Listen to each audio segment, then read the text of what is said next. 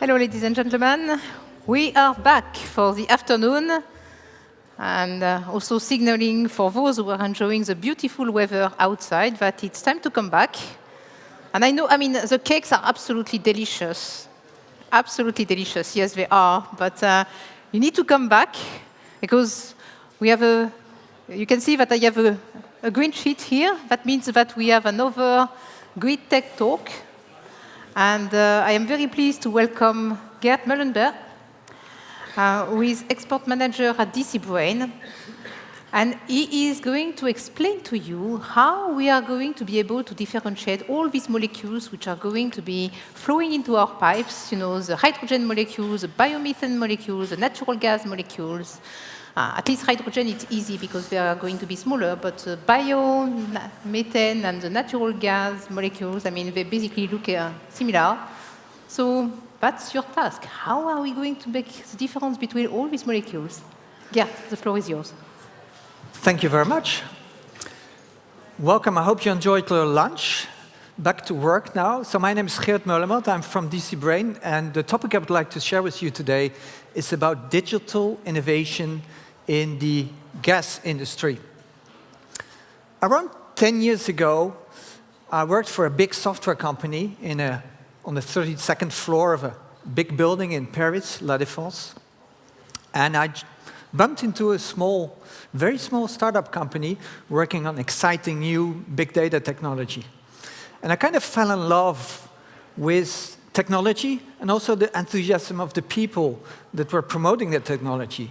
So at that time, I quit my job and I worked with them for 4 years, helping to grow this company from 7 when I started to 70 when I finally decided to move on. And that taught me a few lessons on digital innovation. And bringing that a little bit into perspective. Innovation, technology is nice. Adoption of the technology is much better, and that's where it's all about. And the thing is, however, the foundation of the technology needs to also be solid, because if you build upon a non-solid foundation, you can build whatever you won't succeed. And that's exactly the case, talking about solid foundation of DC Brain. But what do we do with DC Brain? We make digital network twins. That's a digital representation of your gas networks. It's the injections, it's the consumptions on the other hand, and everything in between, what we call the topology of the network. Your storage, your compressors, your pressure stations, your valve, etc., etc. And we've been doing that for quite some time, for several years now, with some good success, about 10 projects deployed up to the installation phase. There's 25 people, highly motivated and capable. And then we say, okay, let's roll this out over Europe, and why not over the world? And then we hit a kind of a glass ceiling, as you might call it, which is the difficulty to innovate digitally in the gas industry. And why is that so difficult? There's a few explanations I would like to share with you. One of those being, if you're a retailer, you look behind and you have Amazon behind you. And if you don't digitize your processes, you'll be dead in the near future. It's a really existential life-threatening event, the competition. And that Amazon doesn't exist in the gas sector. There are other events that are very life-threatening, of course, but not data. It's meaning that data is less high on the priority lists of the executive committee. Secondly, we believe there's also a kind of conservative mindset in the gas industry in particular. A kind of traditional way of doing things for the last 30 years, and a culture that is not really or hard to open to innovation, especially innovation from the outside. And I hear on several times, yes, your product is nice, but we need to make a tour of our colleagues in the other countries to see how they deal with this problem. And then you lose 6 months, 1 year, without a blink of the eye. And IT departments and other characteristics of the gas industry are also very developed with a long track record of successfully creating their own applications. And that's also quite a bottleneck if you're a smaller company bringing in innovation from the outside. So all this together within a highly regulated industry, it means that it can take 3 to 4 years before a project starts and it is industrialized. And you can imagine if you are a small innovative company with a very nice product and you're coming to talk to an investor and say, listen, I have this very nice product. The only problem is my customers, they take like 3 years to make up their mind. And the investor don't give you any money. And he's right, or she is right. So what do we do as a company? We decided 2 years ago to diversify away from just only the gas industry into logistics supply chains, which can also use modeling very well. And the uptake has been very successful, so much so that we recently announced a 5 million funding round, actually last week, thanks to logistics. And will this mean that we move away from the gas industry? I wouldn't be here today, and I wouldn't dare to say yes, no. We will keep, of course, the gas industry in mind because we believe there's an incredible potential and a really need to use data to make better decisions.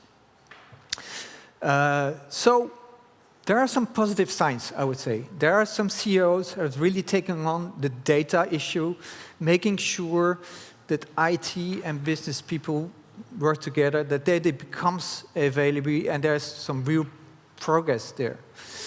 Secondly, we have proven that speed is possible. There have been projects that were successful 6 months from initiative to actual industrialization. So it is possible to move fast.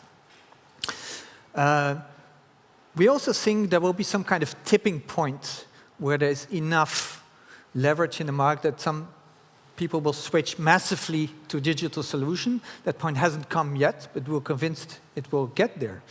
But finally, and that's the most important point, is that green gases, they're unstoppable. There will be biomethane, there will be hydrogen flowing, blending into networks with natural gas. And in the face of all those new green projects with their level of uncertainty that we heard this morning, it's very good and essential to have a good, fast simulation tool that can calculate with a click of the button all those scenarios. What will that mean for your network? What will that mean on my pressure on wintertime or on summertime? And that's an important requirement before actually projects will start. Secondly, whenever new gases, new molecules will run through the network, you have the calorific value that is different. So you need to be able to invoice the correct calorific value to the customers. And this can be done, obviously, by chromatographs, by measuring, but that's costly. And digital solutions can really help to reduce that investment cost and respecting the uncertainty and making sure that this digital model helps you to create and to calculate the correct invoice of your gas to the final customers. So we believe there's a lot we can do to digitize the gas industry.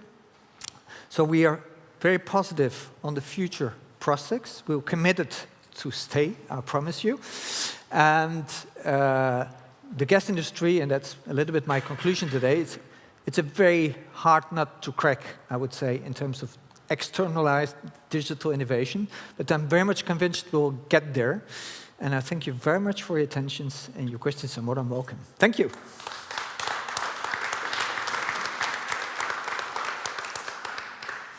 Thank you very much, Geert. Just wondering, I know if this is the beginning of the afternoon, whether there is any question from the audience or whether there is any question online, but I don't see. Ah, sorry, you are behind the pillar. I'm sorry, but please. Can we have a mic? Thank you very much. My name is Catherine Stano. I work for ENTSOG. And you're the second speaker today who says that the gas industry is so hard to digitize. Could you give us a few tips or characteristics, so to speak, from the other businesses that you have divested into? For example, the logistics industry, because you also say that the gas industry is so old, but it's not.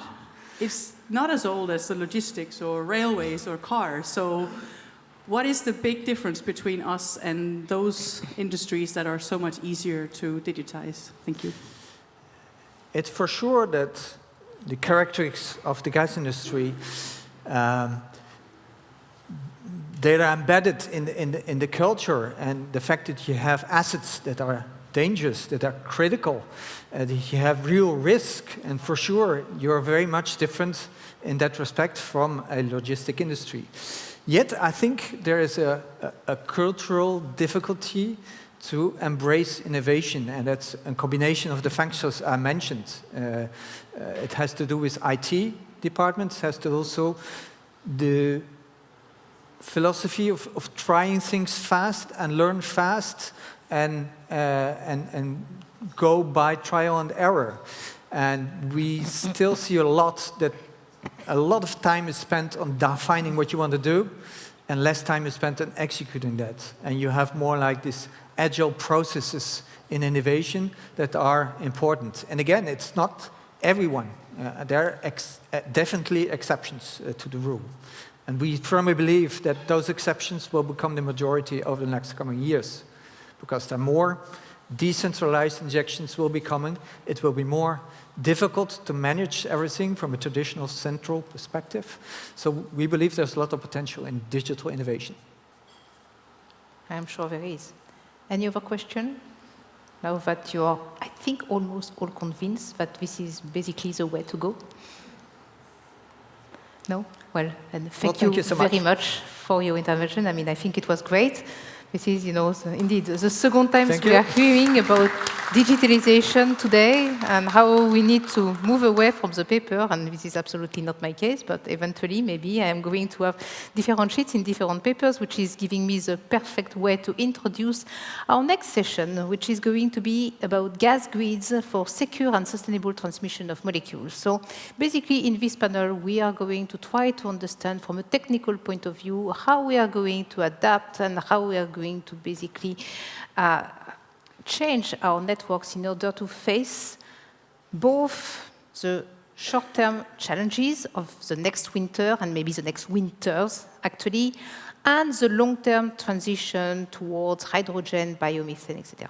So I am going to be joined by 4 panelists. 3 of them are here with me right now. So I'm going to call Nicolas Rega from CEFIC, Jean-Marc Brimont from GRIDTech, and Thilo van der Gruen from ENTSOG. Thank you very much. And if the technology is working, Daniel Muthmann from OGE is with us. This is fantastic. The technology is working indeed. You may have seen on the program that Tatiana Marquez-Uriarte from the cabinet of EU Commissioner Kadri Simpson should have joined us. Unfortunately, she has a personal matter to attend to.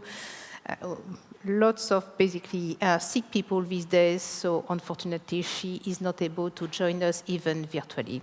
But I'm sure that nonetheless we are going to have a very interesting discussion. By the way, I would like to remind people who are online, and I'm sorry, I am sometimes a little bit clumsy with these things when I'm not used to them, but if you have questions, now that I know how this works, please do send questions. I will make sure that they are asked. And I can say the same thing for the room. If you ask questions at the end of this panel, do not hesitate. But first of all, let's turn to the short-term issues. I mean, we know what is ahead of us, a very tough winter in perspective. We're not seeing that much Russian gas flowing to Europe these days. So, I mean, Thilo, from your perspective, I mean, you are working from ENTSOG. We already, talked a little bit with Geert this morning about, the situation, and in particular, so ENTSOG is managing the RECO for natural gas. I mean, there was one question, basically, how but simply, are we ready for this winter? You know, in terms of, I know this is probably the simplest, but at the same time, the most difficult question. Are we ready for this winter in terms of the solidarity agreements, in terms of managing the flows? As we mentioned, we are still used to get the gas from east to west. Now we need to reconfigure that in order to move most of the LNG towards where it's needed. So from your perspective, what can be done? Yeah, so thanks for this interesting question. And I think some speakers before today have tackled very important issues. I won't reiterate them too much, but perhaps add some more practical remarks. So, as you said, at ENTSOG we manage the so-called RECO system for gas. That means that we stand ready, that in case of need, we would coordinate the network steering of all European TSOs, the so-called dispatching. And this also includes key non-EU TSOs. And then we have regular morning calls, and we have tabletop exercises where we try to prepare for certain emergency situations to know how the networks could cope with these stress situations. What we also then in these morning calls try to arrange is to get a joint view on the maintenance works that are being carried out in Europe. So as we heard earlier today, and Arno Büchs, for example, was going into very good detail, I think, regarding the bottlenecks we might see in Europe. We are really operating in an interruptible share of the transport capacities at some critical borders. So the market is really showing us where those bottlenecks are right now. And they are pretty much in line with what ENTSOG had identified in the summer supply outlook. Yeah, and so the maintenance really has to be arranged in a smart way, so it all plays together. We also know from these morning calls and assessments that all systems currently are balanced.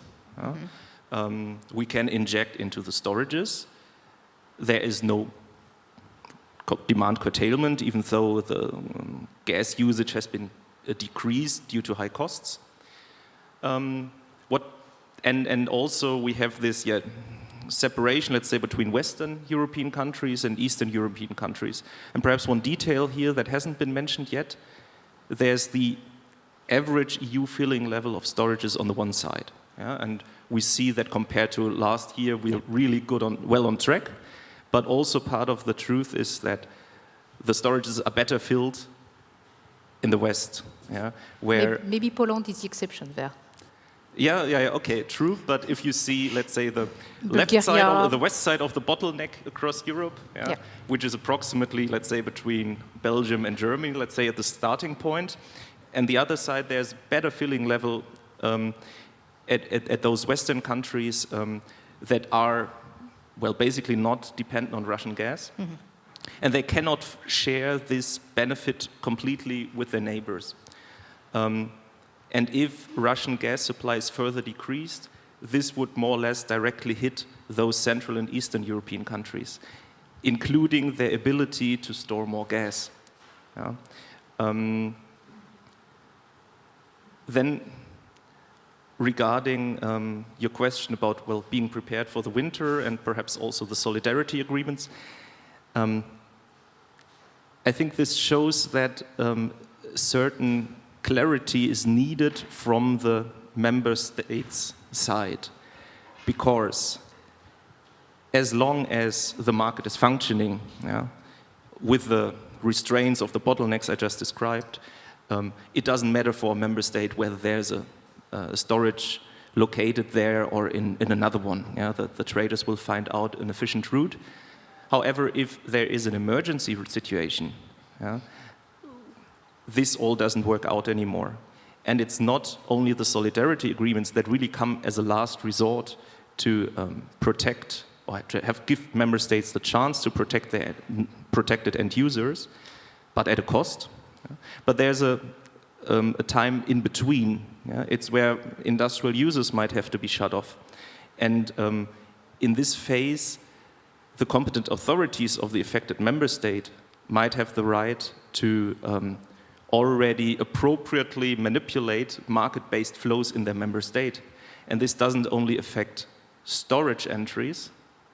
I mean, the discussion mostly is about storages. It would also affect LNG terminals, import pipelines, or entries at IPs. Yeah? And it's necessary to have agreements between the states in place also to clarify these issues. And then our job as TSOs and ENTSOG is on member states level to advise the competent authorities on what's technically possible or not possible, to have the European overview of it and find perhaps even better solutions commonly, and provide this via RECO and ENTSOG to the gas coordination group. Yeah? But then in the end, we as TSOs and ENTSOG, we will just execute what these authorities will tell us in such an emergency situation. Okay. I have a follow-up question, maybe because I'm coming from France, where we have a lot of heating, which is coming from power. So you can say that natural gas during winter is used directly by households for heating, but it also can be used for the power generation sector, which again is providing electricity. So as a TSO, I mean, who is deciding and how are you informed about, how to basically prioritize between the direct heating of the houses and the power plants, which may also need natural gas and therefore provide electricity? I mean, is it something which is taken into account that you can, or is it a policy decision? I mean, how do you basically make this distinction between the flows towards power and the flows towards natural gas for heating? Yeah. So there is different answers for different member states, and I don't know all of them in detail, okay. And I'm not sure all member states have figured it out in detail for themselves. But the goal is that there's best practices or an overview by the competent authority, which industries should be shut off in which order. Mm-hmm. There is no official list, for example, in Germany, because they say, well, it will be too much depending on the real case, and it can be different, right? So which issue you have, which end users you need to shut off. But the competent authorities are currently trying to get an overview of the end users that are there, and then to establish kind of a ranking of when those could be taken off the grid. And typically the household user, the household or end users you mentioned, they are the protected customers, and typically they would be touched last. Yeah? And also when it comes to electricity generation, there might be gas-fired power plants that cannot just be taken out. Mm-hmm. And as I said, in these emergency situations, it's hopefully not then the TSO who has to take such decisions, but it's the national crisis manager.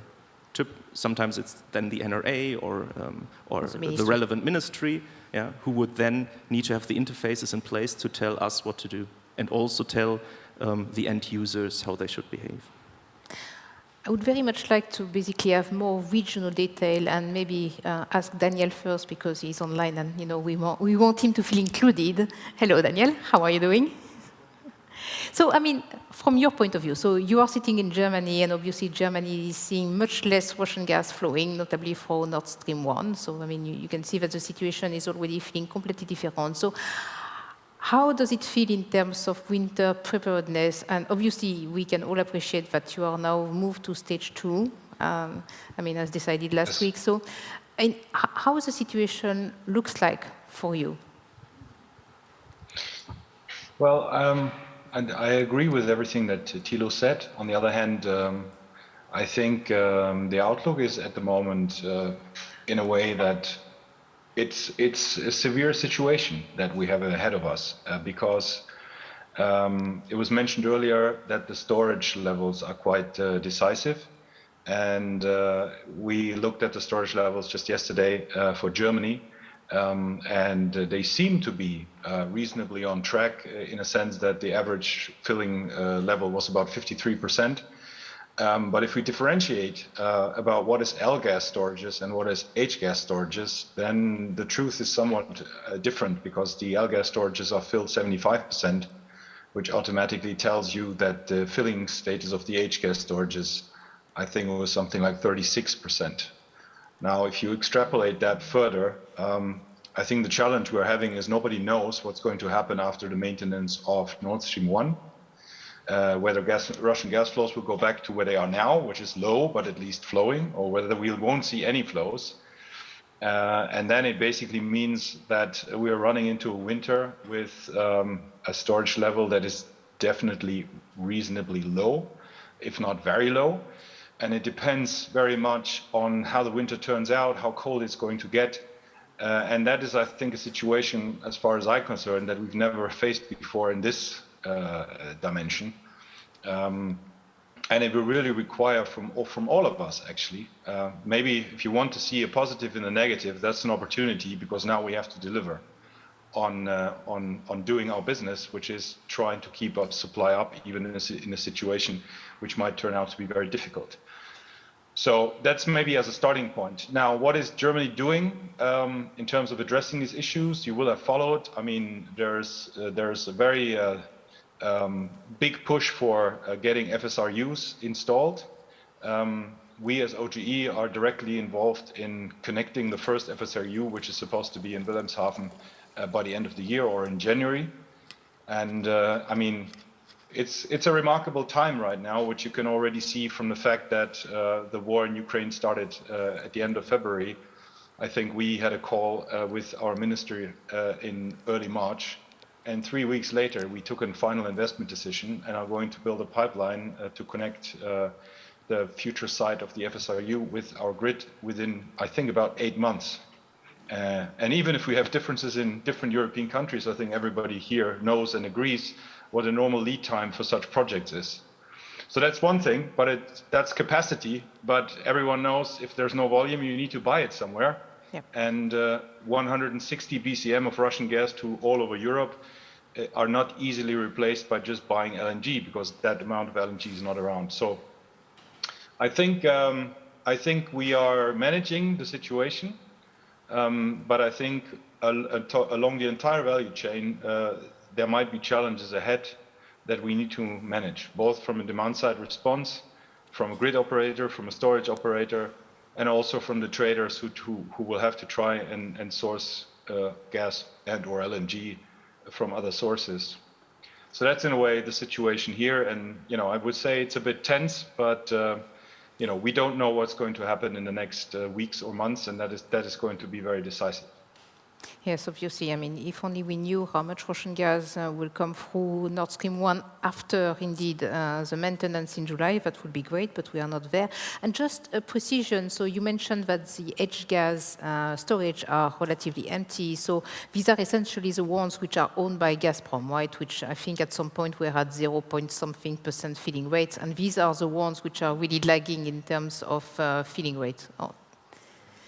Well, not only that's the big storage facilities like Reden, which I think is now somewhere around 15 or 16%. It's gradually being filled, which the government is putting a lot of weight on. But I'm just checking the numbers here. So the average filling of H-gas storages yesterday was 35%.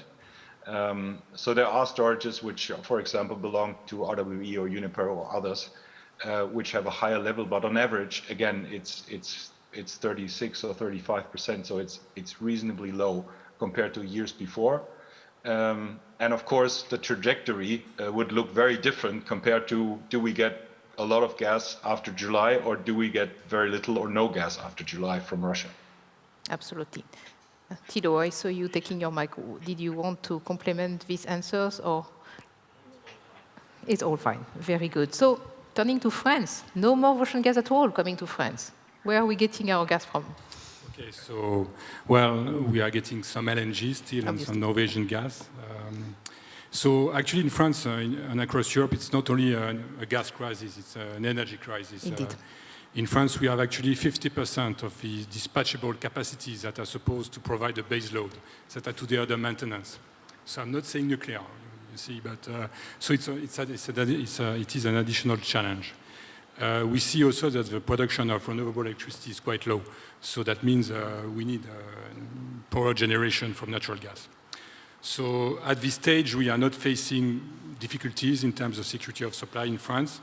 The storage are continue to be filled at fast pace, 60% or 59-60% early this week. The subject is taken very seriously by the new governments. Both Elisabeth Borne, so the new Prime Minister, and Agnès Pannier-Runacher, the Minister of Energy, were last week at GRIDTech HQ visiting the dispatching. So there they announced two measures. The first one was an obligation for gas suppliers to fill the storages up to 100% before next winter starts. And the intention to build or to add an additional LNG terminals. It will be an FSRU in Le Havre. So that would be 45 terawatt-hour per year FSRU. So Total is a project promoter, and we are already working towards the connection of this FSRU to the grid. So this has already started a couple of months ago with the support and the authorization of the regulator. And this FSRU should come on stream, hopefully, somewhere in 2023. Okay, so not going to be in time for this winter? Well, no. But we have taken additional measures, actually, to help us cope with the situation should we both have no Russian gas and have a very cold winter. Mm-hmm. So a winter that is colder than average. Don't tell me what it is, but the people that are doing the studies knows what is a winter colder than the average, and especially a winter that is cold when spring is supposed to start.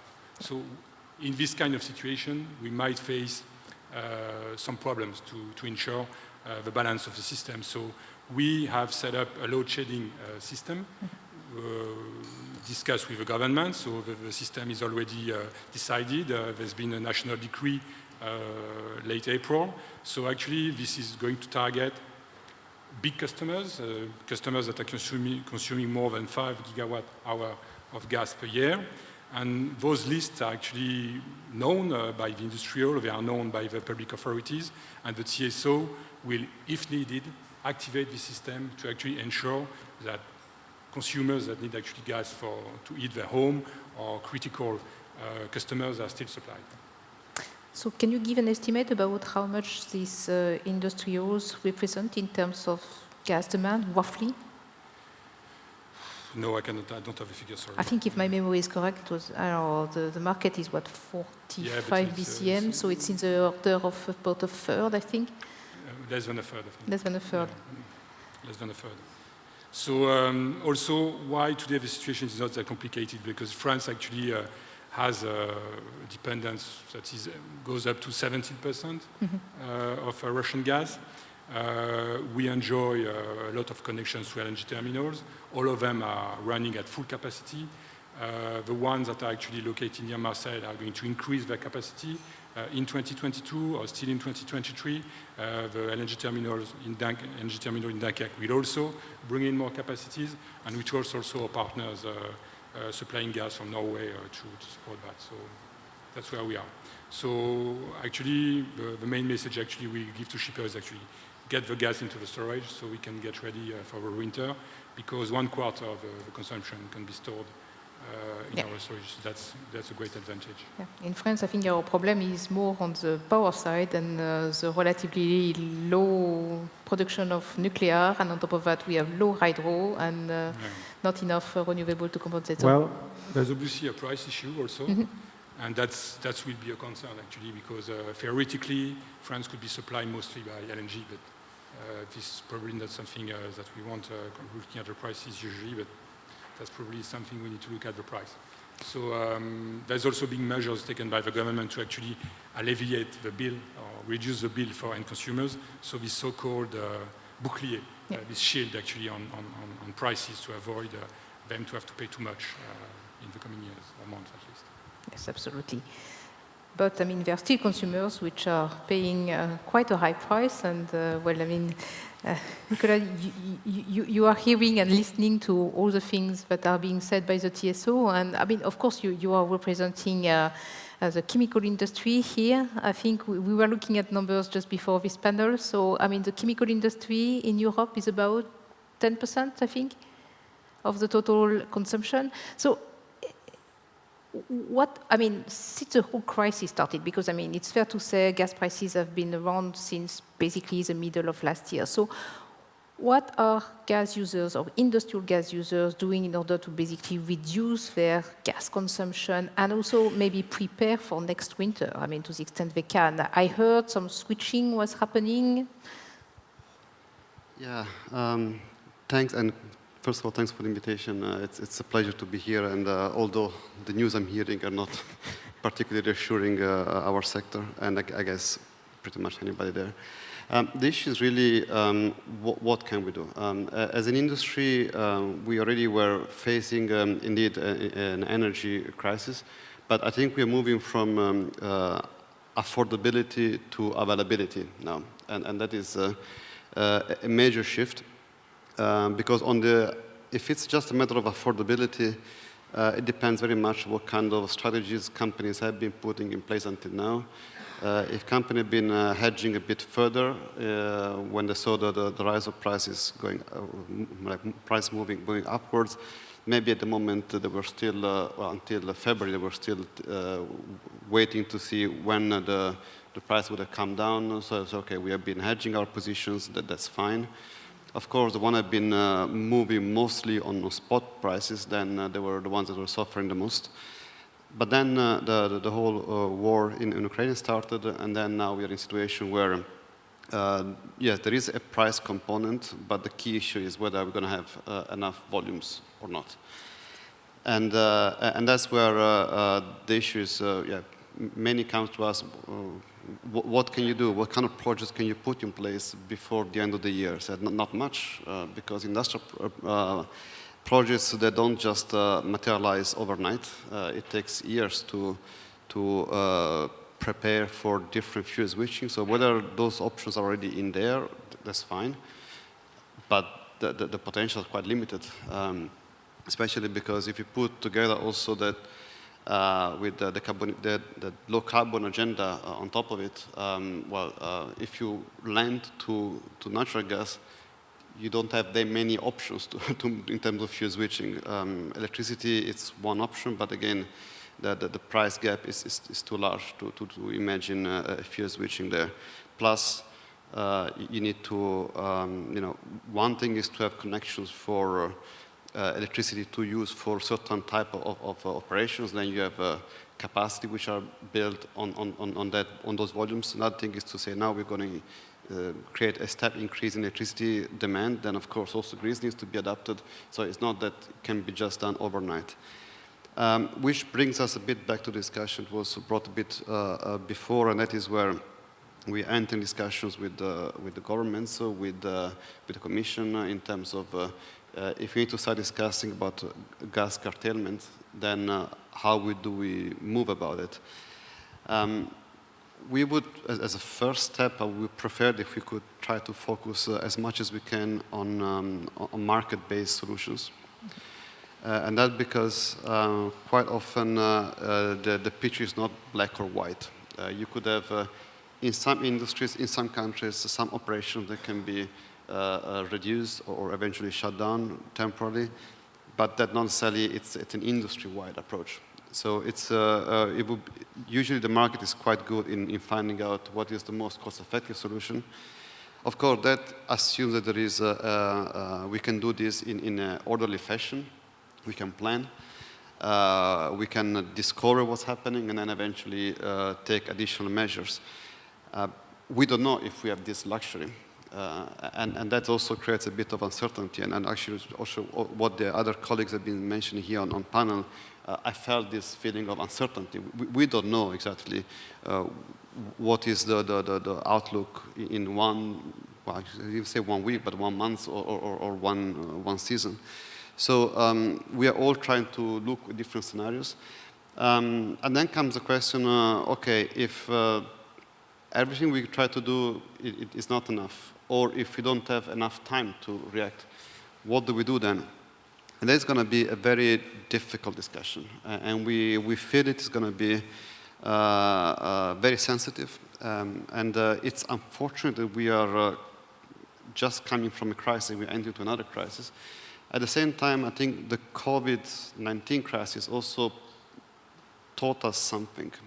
We've been discussing a lot about how to move goods across Europe, and then we start realizing which are the fundamental goods, the essential goods that our society needs, and what is the value chain that you need to protect in order to secure that those goods are available for our citizens. Medicines. Who is producing medicines? How do we make sure that we have medicines? Food, and so on. And that starts creating a bit of a different dimension, because then we need to start looking at value chains and what kind of value chains do we want to prioritize, and which ones are, maybe we can say, okay, for this type of goods, if you can wait a bit longer, that's okay. I don't want to name any sector because it can become a very sensitive issue, but I think you can try to do a bit of fantasize where do you start looking around and what are the issues that you really need to have them right now and what can be postponed by a little. And then comes the nasty issue. So if all this was not nasty enough, and that comes the cross-border dimension.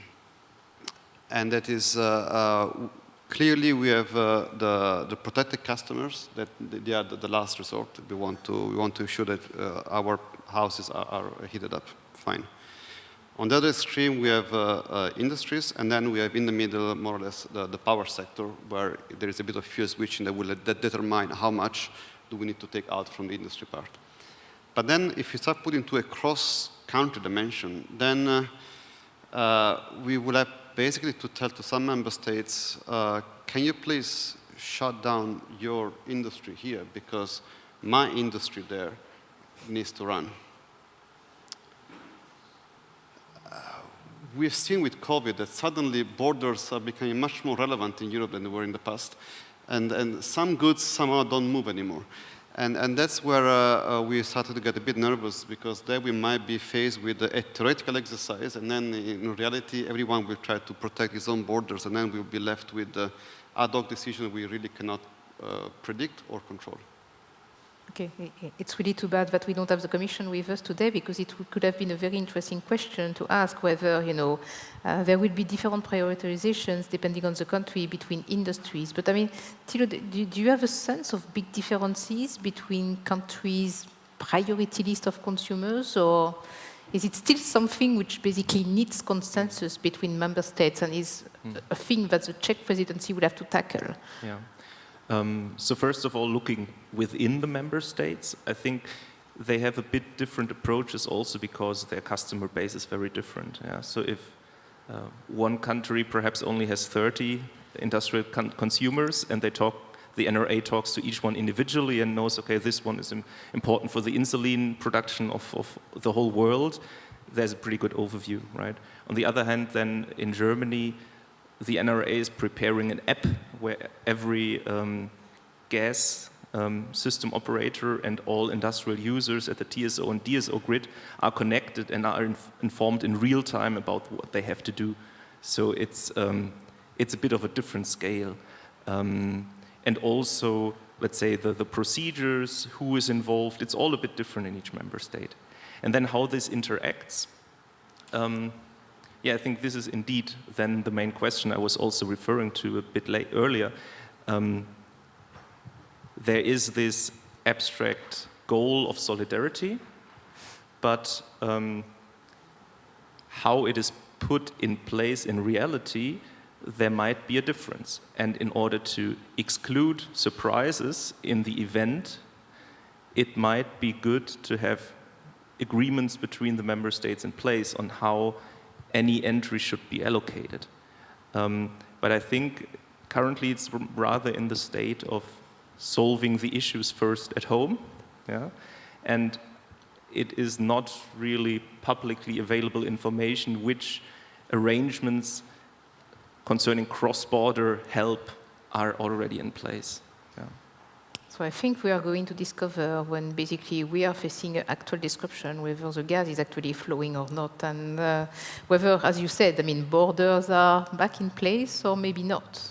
But perhaps, let's say, just the good message on this, as I said, the TSOs are ready to inform about the options, the technical options and the restrictions, yeah? So we can inform how this solidarity could be structured, yeah? But we're not then the decision makers. Yeah. Yeah.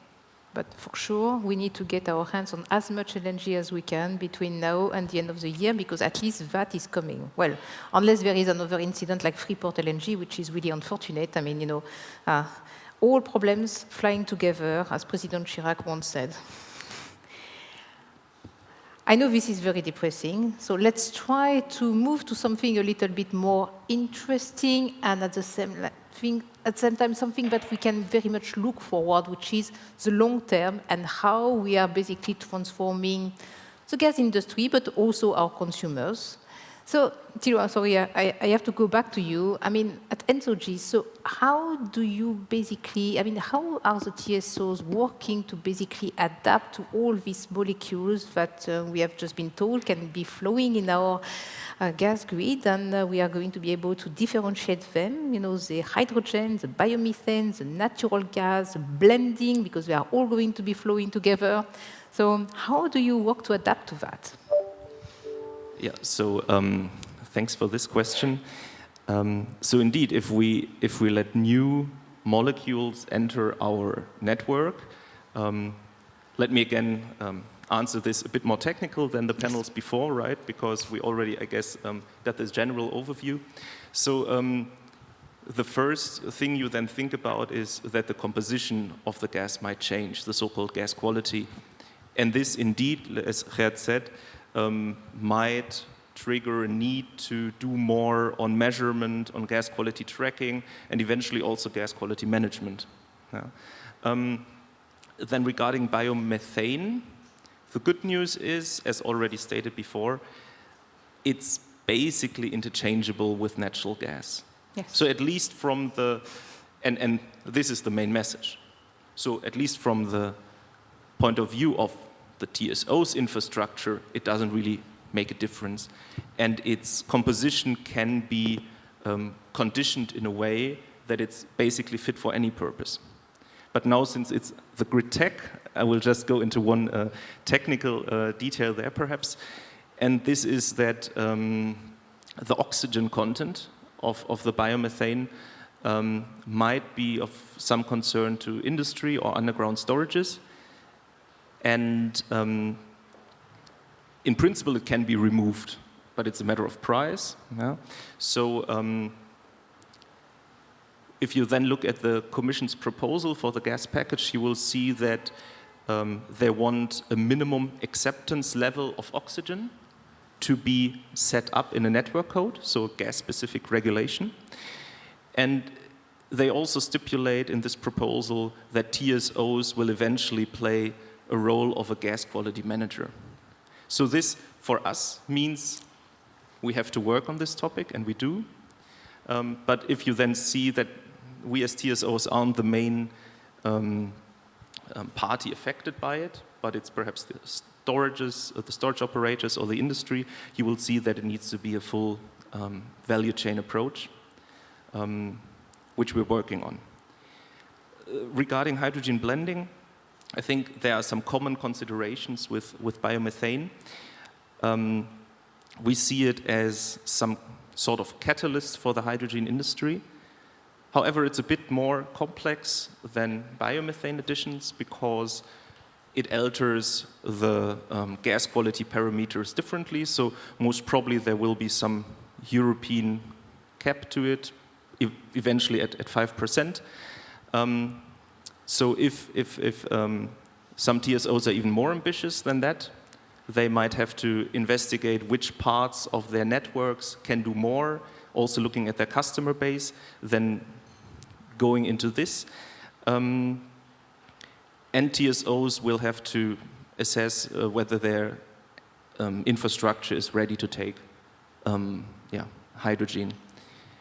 There, the intermediate results we see are very good, and assessments being made in this direction can then also perhaps be reused at some given time for repurposing to a dedicated hydrogen infrastructure. What was also mentioned by James earlier was the interplay of DSOs and TSOs. And I think it might be true for both types of injection, biomethane and hydrogen, that it could be happening to a large extent in the DSO network. Exactly. So this also means we have to work more closely together with the DSOs to, first of all, let them perhaps interconnect each other, and to find best places where this reverse flow from their grids can happen into our systems. So I think these are the main things we can do to already adapt for this. And Petra, I think, had put a question mark to whether 35 BCM would be doable in 2030. I think from a network perspective, it is possible. But at some point, you will have to start putting it into practice and clarify certain parameters. This can be facilitated by the TIWA NDP, but it would also be a matter of the national network development plans that are binding, where then TSOs and NRAs would have to come together. It should be cross-checked by DSOs, but also on the European level. And then I think we are all ready to work on this. Okay, so that's going to be interesting. So we need to have basically everybody working together on that. It's not only, the TSOs, it's the DSOs as well, it's the national regulatory authorities, it's the member states at the national level, it's the European Commission. Continuing on basically adapting the gas grid and turning to Daniel, and I know, you have been working on the European hydrogen backbone. So, what is needed to basically prepare us for the hydrogen, for the grids to basically support the hydrogen economy? How do we move from the situation now where we have a few hundred kilometers of hydrogen grid in the northwestern Europe to a more systematic and a more developed hydrogen grid? I think I would have 3 points that I would like to make, and in addition, before I make those 3 points, there's a thing that has to do with mindset.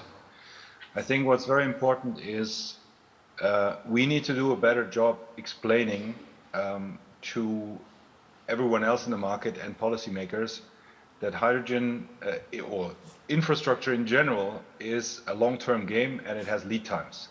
So if we want to have certain things ready or in operation by 2030, that's basically tomorrow.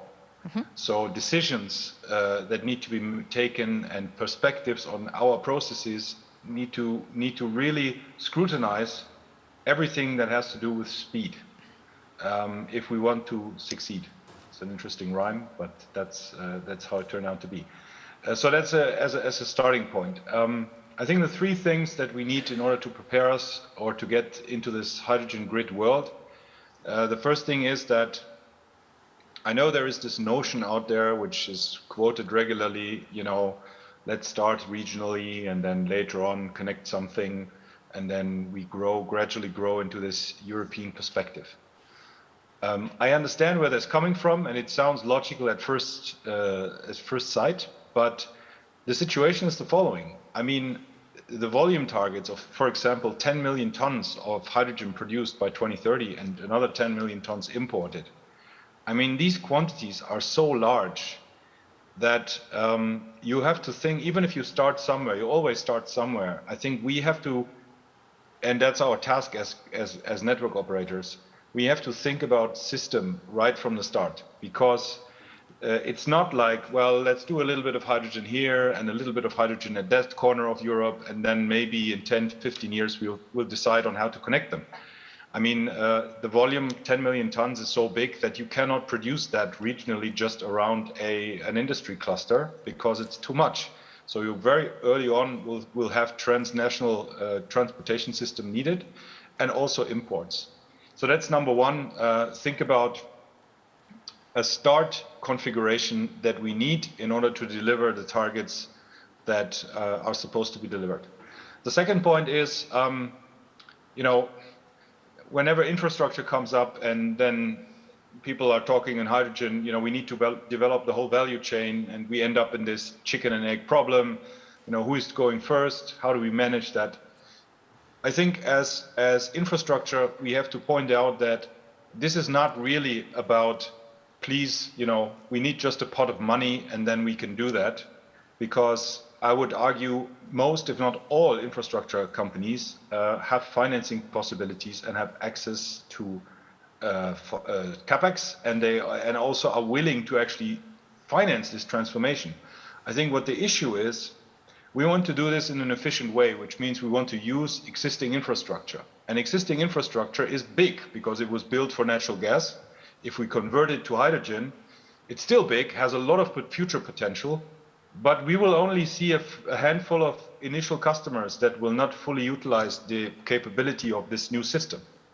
So we have to find a clever way of how we can tackle the initial risks that have to do with utilization risk, credit default risk. What happens if you have 4 customers and one of them decides to, go bankrupt or move his factory somewhere else in the world?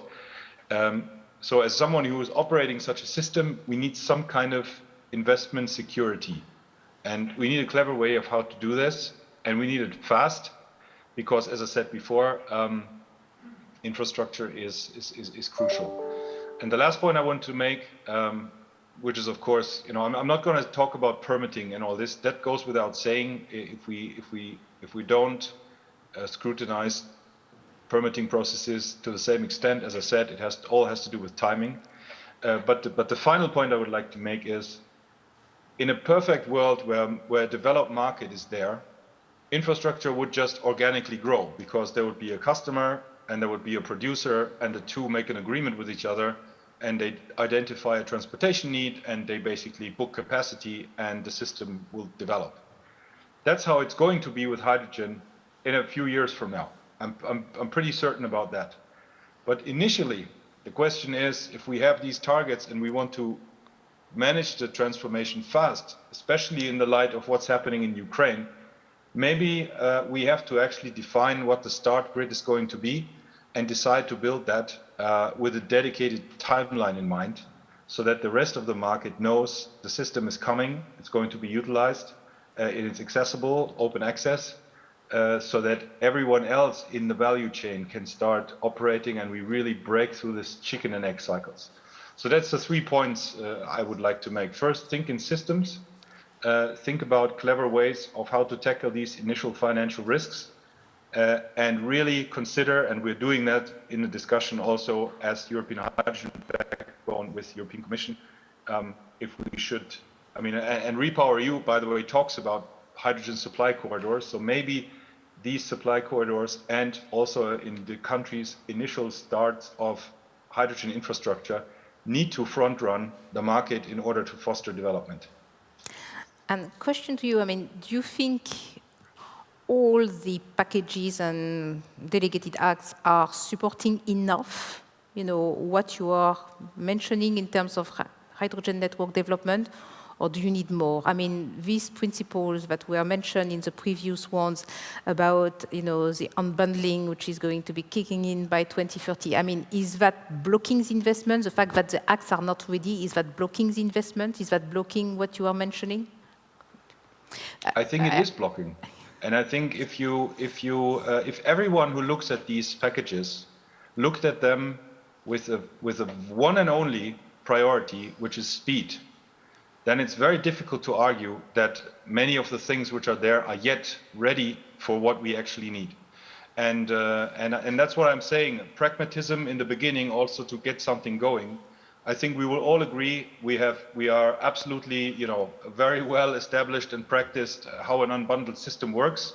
And when the market is matured, I'm pretty sure it's going to be relatively similar to what it is in natural gas today, but that's not how it is now. And that's why I'm saying, if you look at all these packages, and if you think about 2030, I mean, we always look at the end result and then we calculate back. And from my point of view, we need, I think, the possibility to make final investment decisions next year. Otherwise, it will be very difficult. Okay, so Jean-Marc, are we ready to make final investment decisions next year? I mean, obviously we can, but that's a little bit more complicated than that. Looking at the situation in France, indeed, we have developments that are taking place now in clusters. Obviously, to decarbonize steel industry, fertilizer. We have a lot of activities also with ports. Moving forward, we expect also to see those connections happening. Well, I think on top of what Daniel said, the flexible approach and pragmatic, yes. Support in terms of fund, to bridge the gaps, yes. But what we probably really need is to make this integrated planification exercise a reality. Because what will make the case also for hydrogen is the need for storage, to store energy. On top of the backbone, which is more than needed, obviously, to create this really integrated, diversified market, we probably need to think about storage. Absolutely. And this is something that we are going to mention in the last panel today. So I'm going to make a short case then. But actually, in France, all the studies that are made by the electricity grid operator identify needs for storage toward 2050. And there's an interest actually to look at hydrogen, but we need to look at it in an integrated way. We do not need to work in silo. We need to work gas, electricity, and hydrogen all together. And this will also give visibility to investors to actually understand what is going to be the dynamic and how the operators need to design the system to reach some kind of optimum that will in turn create some kind of social welfare for the whole society. So that's actually quite challenging. And the discussions have been taking place at EU level. I know that ENTSOG and GIE are very much involved into those discussions. But that's the thing we should not miss when implementing the package. And we know that there's a lot of discussion on how this hydrogen planning should be made. But actually, it has to be made and it has to be integrated. So that would be my message, actually. For the rest, FID going to be taken. Obviously, we see developments taking place in clusters, and FIDs are going to be taken very soon because we are working on real projects. There's a producer, there are some consumers, so those are quite simple infrastructure projects we are working on. We manage to use most of the time existing pipelines, so that's also why decreasing a little bit the cost compared to new ones, giving value to existing assets. So we can expect that by 2030 we'll see a few of projects in very dynamic clusters taking place. But obviously there are some issues on the package that need to be discussed. But well, as a French TSO, I'm not going to make the case again on unbundling, but it's too bad the Commission is not there, but I would like to make the case of unbundling again. So that's something really need to be solved sooner than later, because actually when we are discussing with our shareholders, I mean, having a regime that is changing in 2030, when you need to start planning something in the long term, it's just impossible. So that's a simple message, but that's also a second one you need to take away with you. I know, and I guess, this is something that I can hear from a lot of TSOs, especially, when you have companies at the Stadtwerke level, where they are managing different grids, and you have to explain to the mayor, well, actually, you know what, we are going to develop a hydrogen grid, and it's going to be working together with our gas grid, but by 2030 we are going to split that into two. You have to explain that to your mayor. I can understand that this discussion must be particularly painful. And just to conclude, and for the sake of time also, I just want to make a comment on the interoperability issues on oxygen and hydrogen. So I believe it's really something that needs to be dealt at national level, because we know that some customers are it's very difficult for them to accept high level of oxygen, high level of hydrogen. So the discussions should take place actually between neighbors. So TSOs from neighboring countries need to agree under the supervision of national authorities or European authorities if needed. But Well, here we call also for pragmatism and flexibility. It's probably not worthwhile to put ourselves in a too difficult situation by setting a value in a directive that we know that at the end of the day might be probably difficult to accept for the industry, and that will lead in turn to high cost, actually. So that's also a message on this 5% threshold.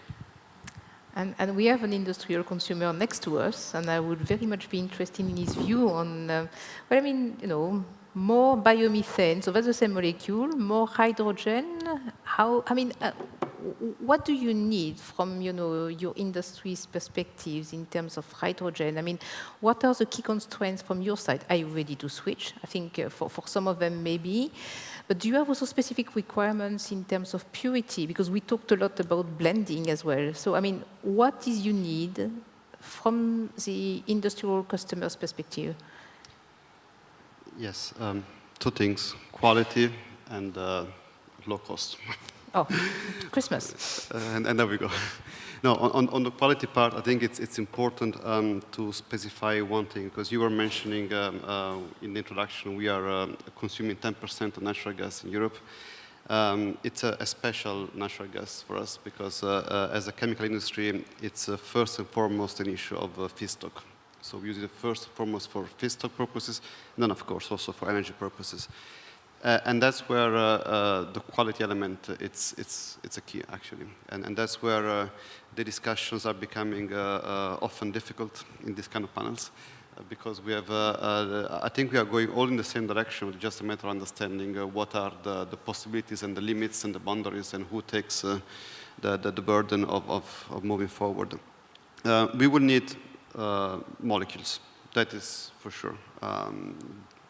The organic chemistry, it's pretty much a combination of hydrogen and carbon. So we will need hydrogen, and we will need carbon. Now, if we can replace natural gas with carbon neutral gas, that's great. I think we are there to discuss volumes and long-term contracts and all these things there. Of course, the cost element, at least at the beginning, seems to be still not playing in their favor. But I think if there is a positive evolution in scaling up the market for carbon neutral, like biomethane and other like methane-like molecules, I think that is. I think there is space for having some discussions in terms of contract for difference, opening up the market. I think we are there. Then we'll need also hydrogen, and hydrogen needs to go for us into a separate direction, and that's because we are quite picky, if I can say so, both on natural gas quality standard and on hydrogen standard. On natural gas, if we talk about blending, there is plenty of studies out there, including from the gas industry, so I can easily quote them. In our applications, we cannot go, if we push through, we cannot go above 2% blending of hydrogen in natural gas. Everything else would like to be discussed about how do we make sure that this quality is ultimately delivered at the consumer level, at the quality specification that the consumer, like us, requires. And then we can discuss how we're going to do that. But that needs to be the starting point, not the end point. Like, okay, we do it, and then it's your problem to address it, because as it was mentioned before, we are discussing about increasing cost for industry, which is extremely sensitive to international competitiveness. Hydrogen, in terms of quality, we don't need the huge purity that you get from for fuel cells, so we don't need the 99.99% purity level, not necessarily, but we don't go beyond 99% purity levels. So the fourchette, I think, it is quite small, and if we are going as it seems from the Commission plans, into a substantial scaling up of renewable hydrogens with electrolysis. So that means that hydrogen will be produced at the highest purity level, 99.99%. And then we blend it with natural gas. And then we need to deblend it to bring it to high purity levels. somehow it doesn't sound particularly effective as a way of delivering a final product. So that's why we have our priorities in terms of we would like to receive natural gas and hydrogen delivered at the exit point separately. If there is a discussion about doing something in terms of optimizing grids and so forth, I think we should have this discussion, but it needs to be a 360-degree discussion. The keynote speaker before us was talking about digitalization. My neighbor here was talking about quality management, natural gas quality management. It would have to be done natural gas quality management at the exit point.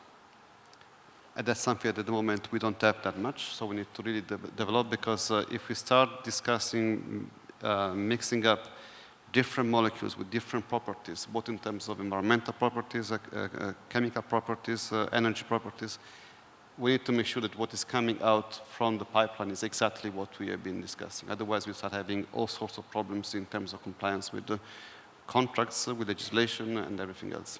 So that's a discussion that needs to be really at 360 degrees. Thank you very much. I realize that we have a question online, which is for Daniel.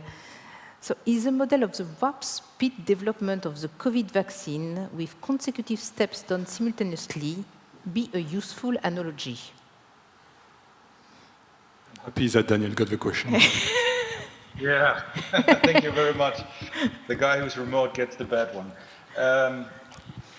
Actually, I have to admit, I don't know that process well enough to make the analogy. I tried to say, and it's probably also not the best analogy, but what I used as an example earlier was, I mean, as you remember, many years ago, there was a decision to build an LNG terminal in Poland. And I think that was driven by concerns about security of supply.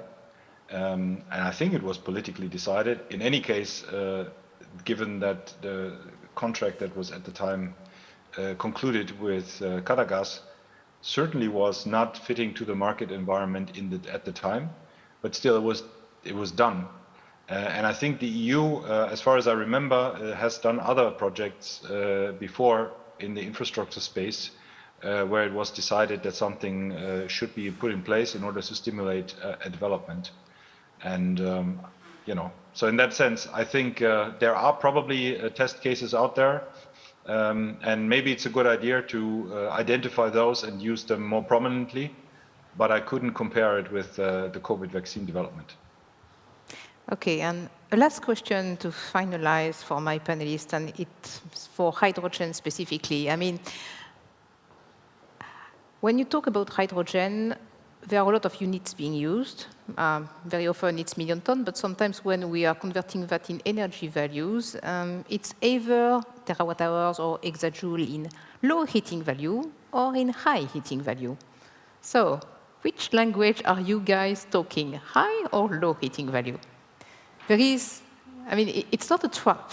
I just want to have, you know, it's an open question, because I see, you know, the units being given, and there is an 18% difference between low heating value and high heating value, and nobody actually seems to care about precising which one is being used.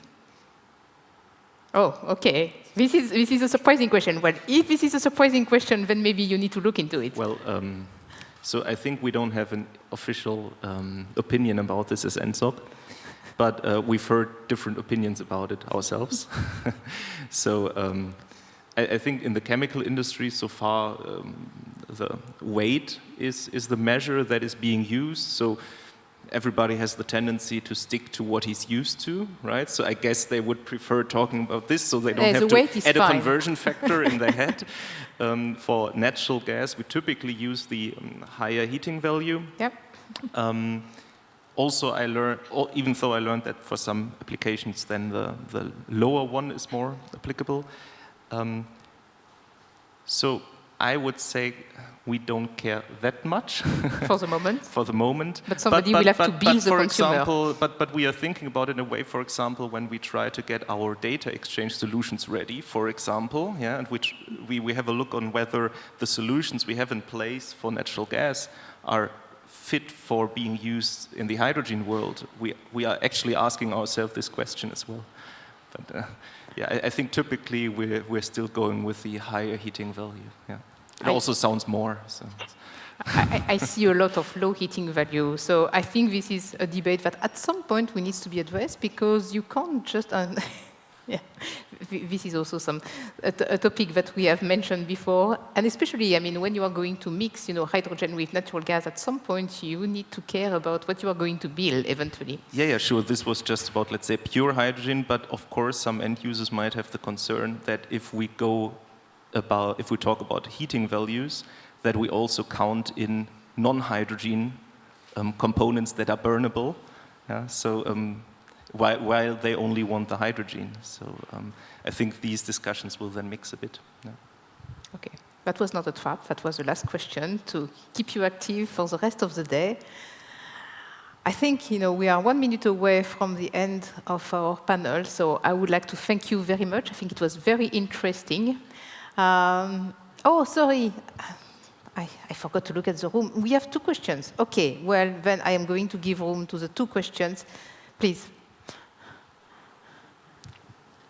A small question, but it's more a remark. Maybe I forgot my theory, but if you are talking about low heating value for hydrogen, and the difference between high and low is that you have the water condensation. Yes. When you burn hydrogen, and hydrogen is pure, you have 100% water and nothing else. So it means it has no sense to consider the low heating value for hydrogen. Maybe I'm wrong, but it's a comment that I want to add. Okay, and I think we had a question at the back.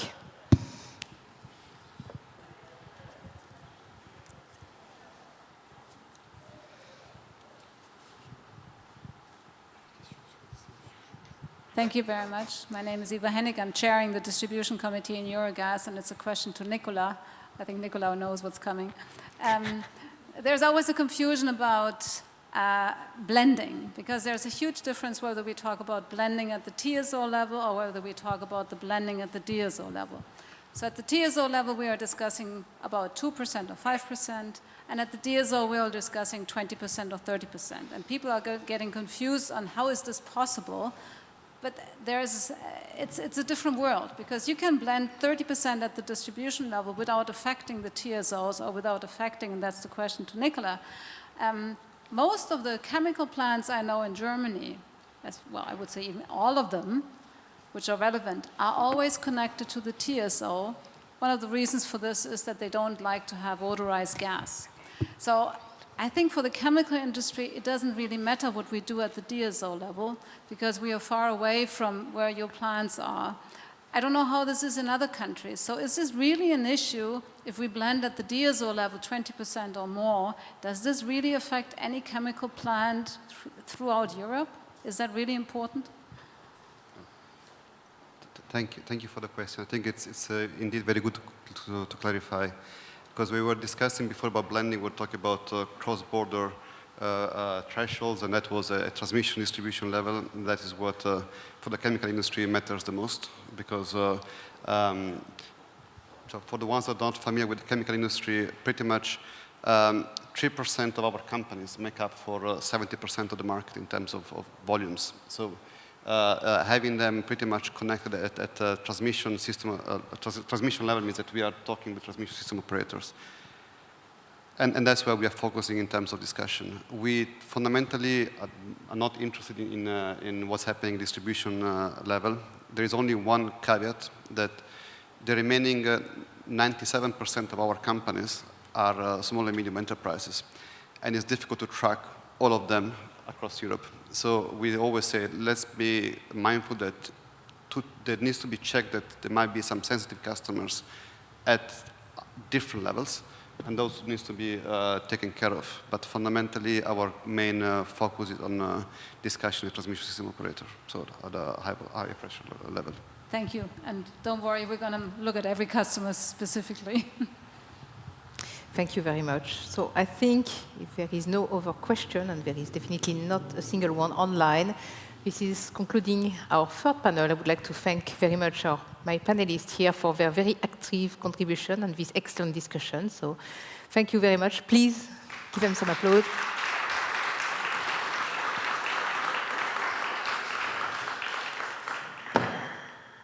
And now we can move, yes, perfect, to our fourth, GRIDTech Talk. And it's my pleasure to welcome Bart-Jan Hoevers, the president from ENTSOG, who is going to talk about Europe's energy security. How prepared are we? I think this is a question that I just asked at the beginning of this panel. Yeah, Anne-Sophie, thank you very much. And I was already a bit worried because you just said it's getting a bit depressing talking about security of supply all the time. I tend to have a bit of an optimistic nature, so I hope that helps in this room at this moment. And maybe to explain a bit, you see ENTSOG as a technical partner. Now, what we did today is disconnect the air conditioning because we are really saving on energy. You have a bit of heat, but we will provide drinks in the end. So in the end, that's, I think, our role as technical partner. But on a more serious note, I think it's not for this building, for this room, it's fine. But being in the end, the coming winter, without sufficient supply, it's something that sometimes really worries me. But we as ENTSOG TSOs are there to provide the scenarios, provide the insights, and it's up to the politicians to decide. So that's, I think, with 10 to 15 minutes to go, I thought, well, I could do two things, short-term or long-term, because then you have to focus, and I would like to focus on the short-term security of supply issue. Not that I don't know that there are many more challenges ahead, not only being independent from Russia, but also being independent from fossil fuel. But my philosophy is that if we don't make it to this winter in a united way, so to say, then also the future in coming to a sustainable environment, it's much more difficult. And can you imagine talking about nicely about interconnection of hydrogen when you messed up the coming winter? So really, I think it's very important that we understand the critical situation we are in. And to start with the main message, which I will repeat at the end, I think it's about preparing on solidarity. It was already here on stage, but I think I really got the feeling that we don't know what the country on the other side of the border is going to do. So if we are not knowing what's going to happen, then I would say we are not prepared. And my second message would be allow the market to work and function as long as possible. That's the experience we have for a very long time.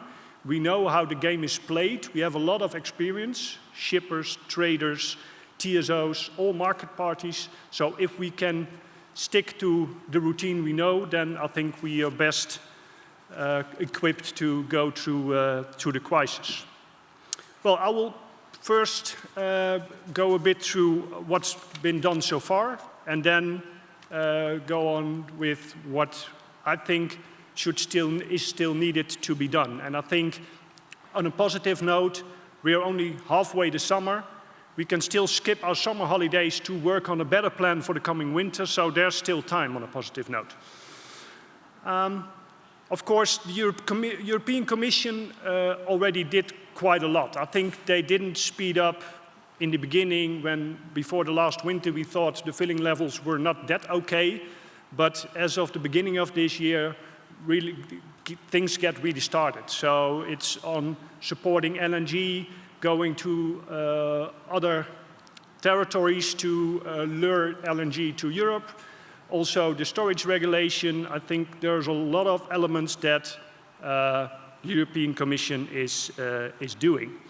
And And of course, it's also us at ENTSOG to support them. So last year, the winter supply outlook, now the summer supply outlook, and I basically have the feeling that we did that job very well. For example, if you, in that summer supply outlook, there was an estimate that we could reach 90% filling level with 20% of Russian gas, when the first half year we have 24% of Russian gas coming into the European Union, which is quite as much as Norwegian gas, and LNG increased to 1/3 of the supply of Europe.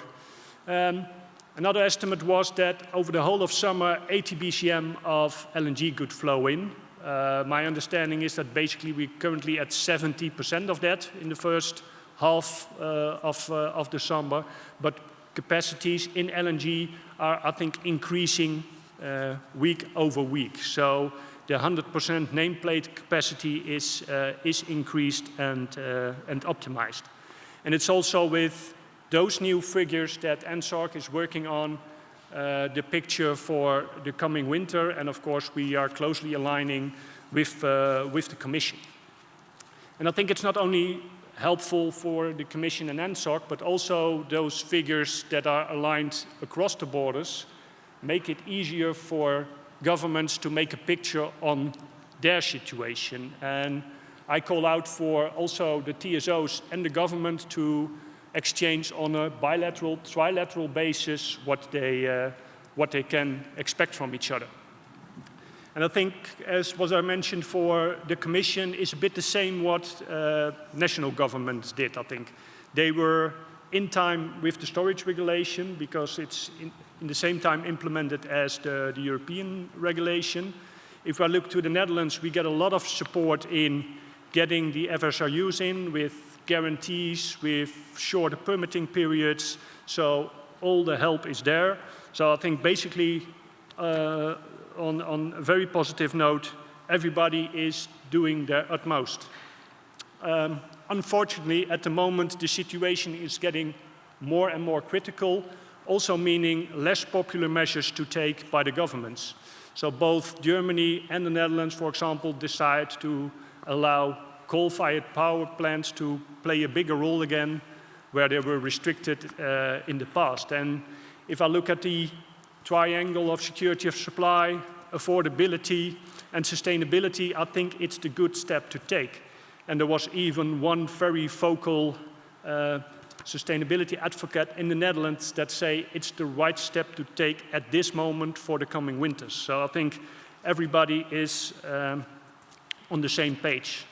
Another element there is, of course, trying to reduce the need for gas with seeing if industries like to place their bids on tender to reduce gas. So that's what so far has been done. And I think for the European Commission, they should also, I think, be fair that they are within policy and they cannot do much themselves at the moment. They should coordinate, I think, between the member countries and the outside world. They should keep up the good work in reaching out to get LNG to the home market, and should focus on the most urgent issues. And I think when you are aligning bilaterally, of course, it's a lot of talk about solidarity agreements, but I think it's basically knowing on both sides of the border what you're dealing with in a scenario without Russian gas. So that's, I think, a much more practical approach. And that's, for example, also what we are currently doing with our colleagues in Belgium and UK, for example, to see how we can maximize the flows from the UK to the continent. And I think what's quite a nice example this morning in an interview, I got the question, well, what do you think of the emergency measure in the UK that in case of an emergency, they are going to disconnect the interconnectors? Well, I should have made the funny reply in saying, I hope it's not on entry at that moment. But I went right into so to say, the content and said, well, in summertime, of course, we are getting a lot of LNG via the UK to the continent, but in wintertime, the UK is relying on storages on the continent. So it's much more worthwhile to exchange those views and know on both sides where to count on in which situation, because I think we should be fair and see that the past regulation that we have on crisis situation was basically more to deal with a short supply interruption, 1 week, 2 weeks, combined with a cold spell. And then it's not really a problem to maybe disconnect an industry for 1 week, 2 weeks. But basically, if you're talking looking at the current situation, that would mean that you would be out of business. So I think the good thing is that we have still time to prepare. We have still months to go. And I think in those months, we should clearly align between individual countries on what to expect from each other in case of a full Russian supply disruption. And if we are still able to gradually also reduce the demand, maybe supply and demand can still be balanced in a way that also the market can work. So I think those two advices I would like to put out in this conference. Please feel free if you have advices for me or things you think ENTSOG or individual TSOs can do.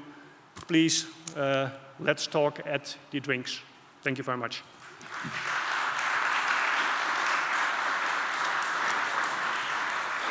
Thank you very much. At least your message was a little bit more positive than ours, but that's good. You know, we need positive messages.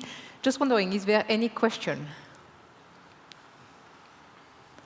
No, so thank you so much. And it's very good, actually, that you are mentioning the UK-EU relationship, because I was actually shocked when, the IEA put out, their new assessment, and the UK was not part of that, because UK is an IEA country. Yeah. So we cannot forget the UK in these assessments. They are very useful right now. And now we can move to our last and fifth GRIDTech Talk. And we have a small change in the program, because unfortunately Pierre Lorenzo could not join us today. Probably another victim of COVID. Unfortunately, it's coming back. Be careful when you're traveling. But we are very pleased that his colleague Stefano Guglielmo, Head of Green Management Central Services, Italgas, can join us and explain something that we have not so much talked about today, which is a methane emission detection. Stefano, thank you so much for joining us a little bit at the last minute. We really appreciate that. And now I'm going to give you the floor. Thank you.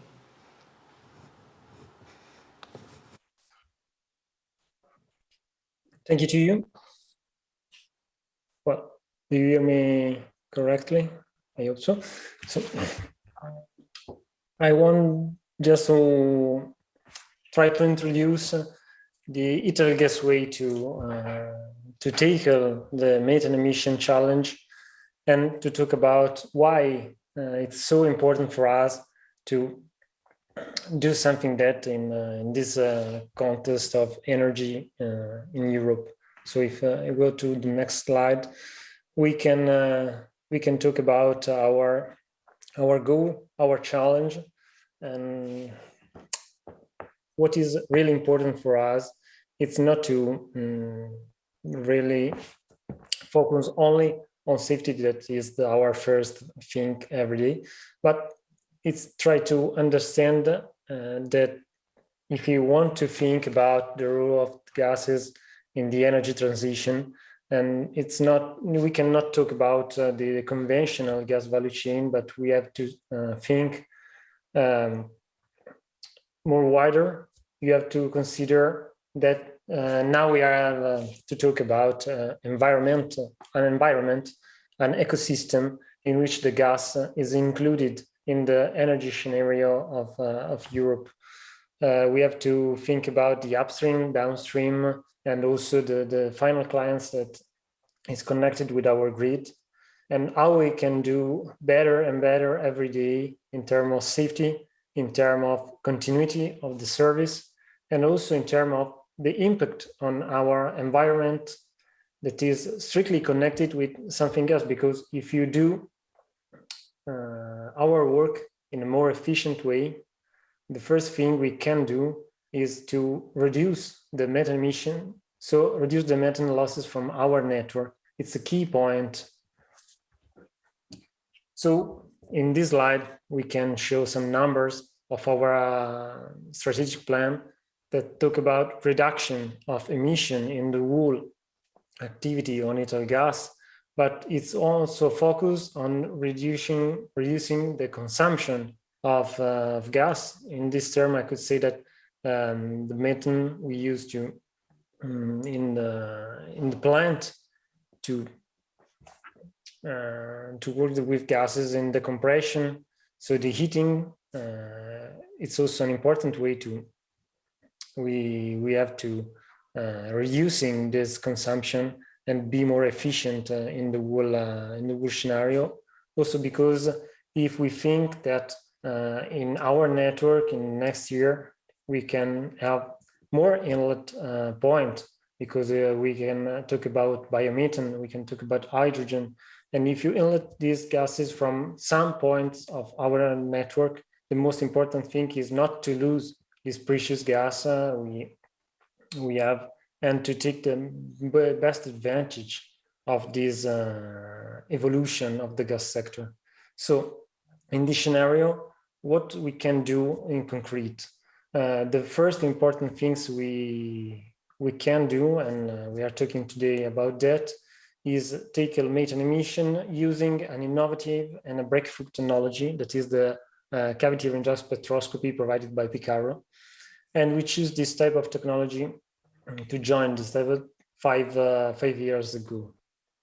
We think that this technology is the most promising on the market, because if we go to the next slide, we can see the real advantage of this technology. The traditional technology has great limits in speed of our network, and it's a problem for the coverage, because you are not able to survey the whole network if you are problem in speed, and also the detection area, because if you only see the parts of the network that is below the car, you can't see other sources of leaks that could be the meter or the service line that is not surveyed during this type of program. So it's also a great problem if you want to find leaks on meter, and also doing our best to find leaks. First we can. It's also a great improvement in odor cools, and so in other problem that is correlated with safety and with the safety of our client and the distribution network. So, which is the key important thing of this technology. If we go to the next slide, we can see the first phases, that is the survey we can do with the car equipped with the Picaro technology. As I said before, is the most advanced technology because of the sensitivity, 3 orders of magnitude more than traditional technology. We are talking about ppb sensitivity, that is more than the ppm sensibility of the traditional technology. But also the area is wide, because we can investigate more or less 150 meters from both sides of the car. So we can also investigate the pipes, the service line, and also meter from a height from the ground above 1 or 2 meters higher from the ground.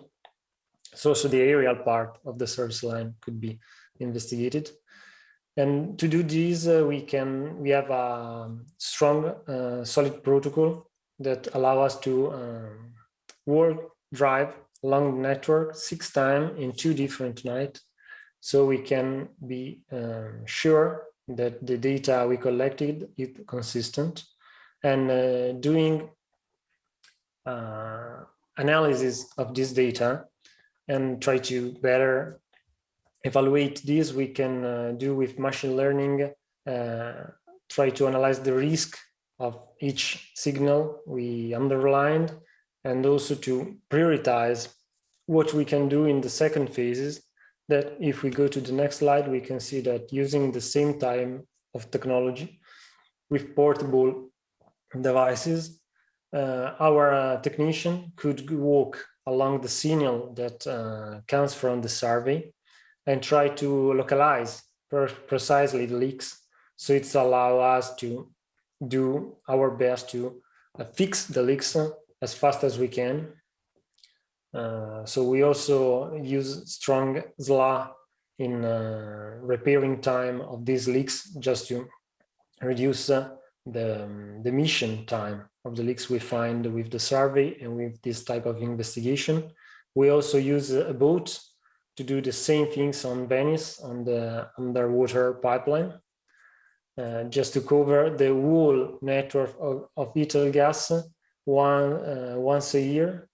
And in the next year, we want to do that twice a year on the whole network. So this allows us to collect every data from the network and correctly evaluated the emission that come from our network based on this algorithm provided by Picaro.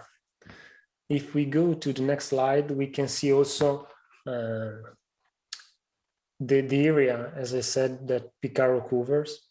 So we can see in this picture that service line, main line, meters is covered. And there is not so many problem on weather condition, because with light rain or with wind that is not too strong, we can drive and do our investigation on the whole network. If we can go on. This is our challenge now. So from the data we collected, we want to use this data to do a better maintenance of our network. So what we are investing on and try to develop an algorithm that from the data that come from the fields to us where is the most critical part of our area in terms of emission and number of leaks, and what we have to do to fix this problem. So the pipeline replace program that is based on data that comes from the field and not only on bibliography or other algorithms. And this is crucial because if we want to use better our workforce, our budget, the best things is to act precisely when there is the problem and as fast as we can to solve it. So this is the most important challenge for our future, to try to develop the best algorithm that allow us to do the best pipeline replace program database. If we go to the next slide, we can talk about the lesson learned. The first thing we see when we introduce Picaro in our organization is that we can approach the technology with the same organization of workforce. We need another organization, so we change it and we build units that is dedicated to this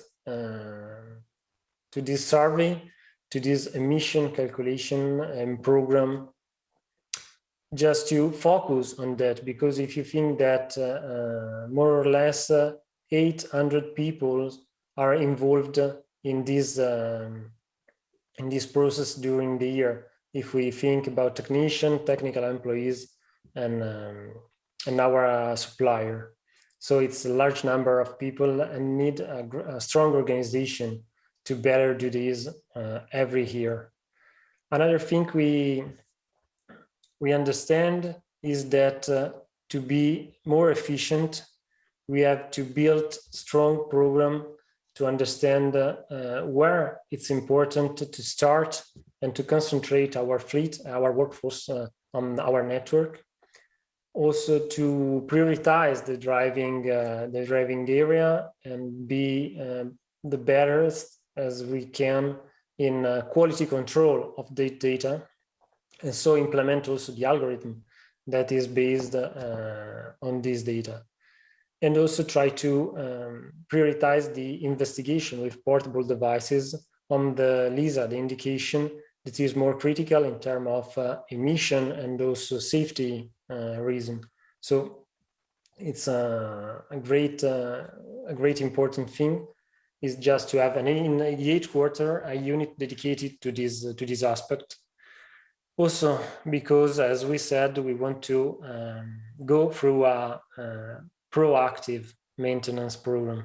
So it's crucial that everyone is involved in this scenario.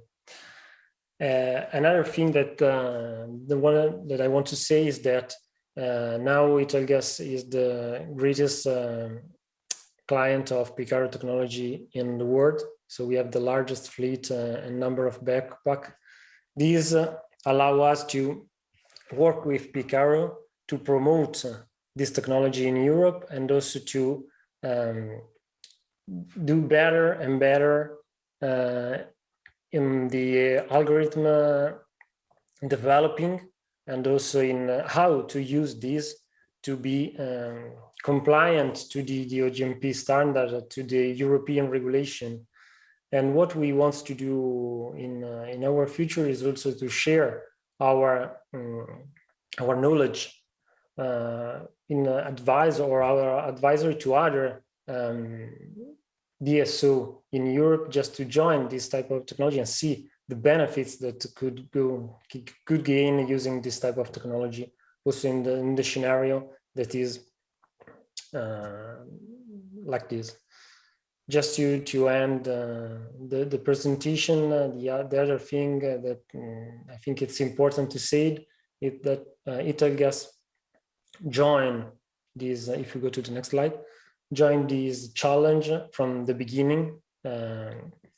So we joined the GD4S as a member, and later between GD4S and the other association of gas in Europe, to really be the first or to lead this process to how we can correctly evaluate the methane emission, what we can do to strongly reduce this from next years, and be more proactive to find new solution that is technologically evolved to join this challenge. Thank you to everyone. Thank you very much, Stefano, for this very exhaustive presentation. I mean, it's really good to see how much progress is being made. And of course, we need more data from methane emissions at your level. So very happy to see that this is moving forward. Again, I mean, thank you so much also for stepping in at the very last minute. We all appreciate that. So thank you again.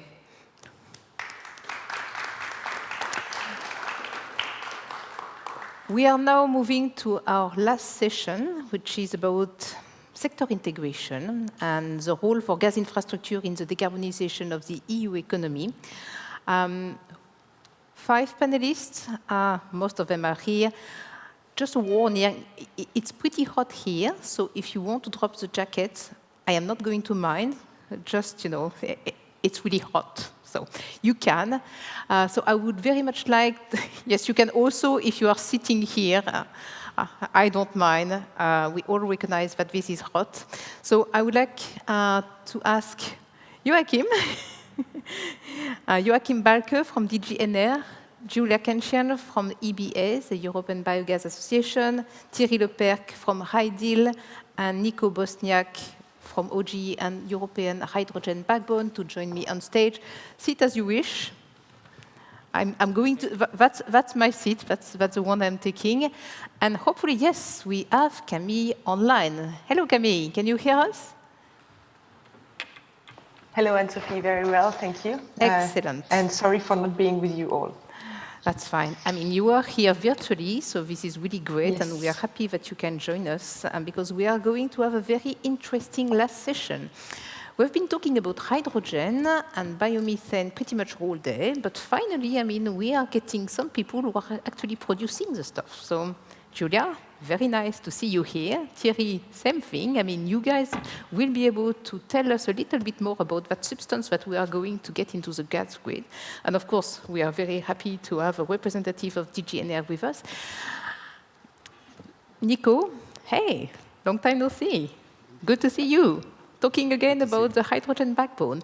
And finally, I mean, something that we have mentioned a little bit during our discussions, storage, hydrogen storage. How much hydrogen storage do we need? That's something that we have a little bit alluded to, but not really looked at in depth. Oh, is there a last-minute issue? Ah, yes, of course, yes, the slides. Thank you so much for that. I almost forgot. So each of my panelists is going to give about 5 minutes of introductory remarks before we move to a moderated discussion. So starting with you, Joachim. Okay, very good.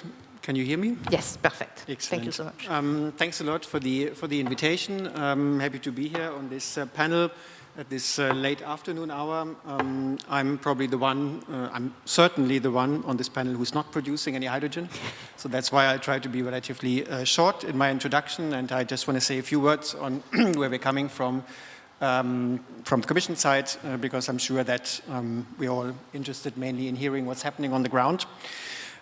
So from my side, by way of introduction, what I should say in the beginning is that we obviously today in an entirely different world when it comes to energy and gases in particular than we were when we made our proposal for revising the 10E regulation, our infrastructure policy, which we did 2 years ago, more or less, or a year and a half ago.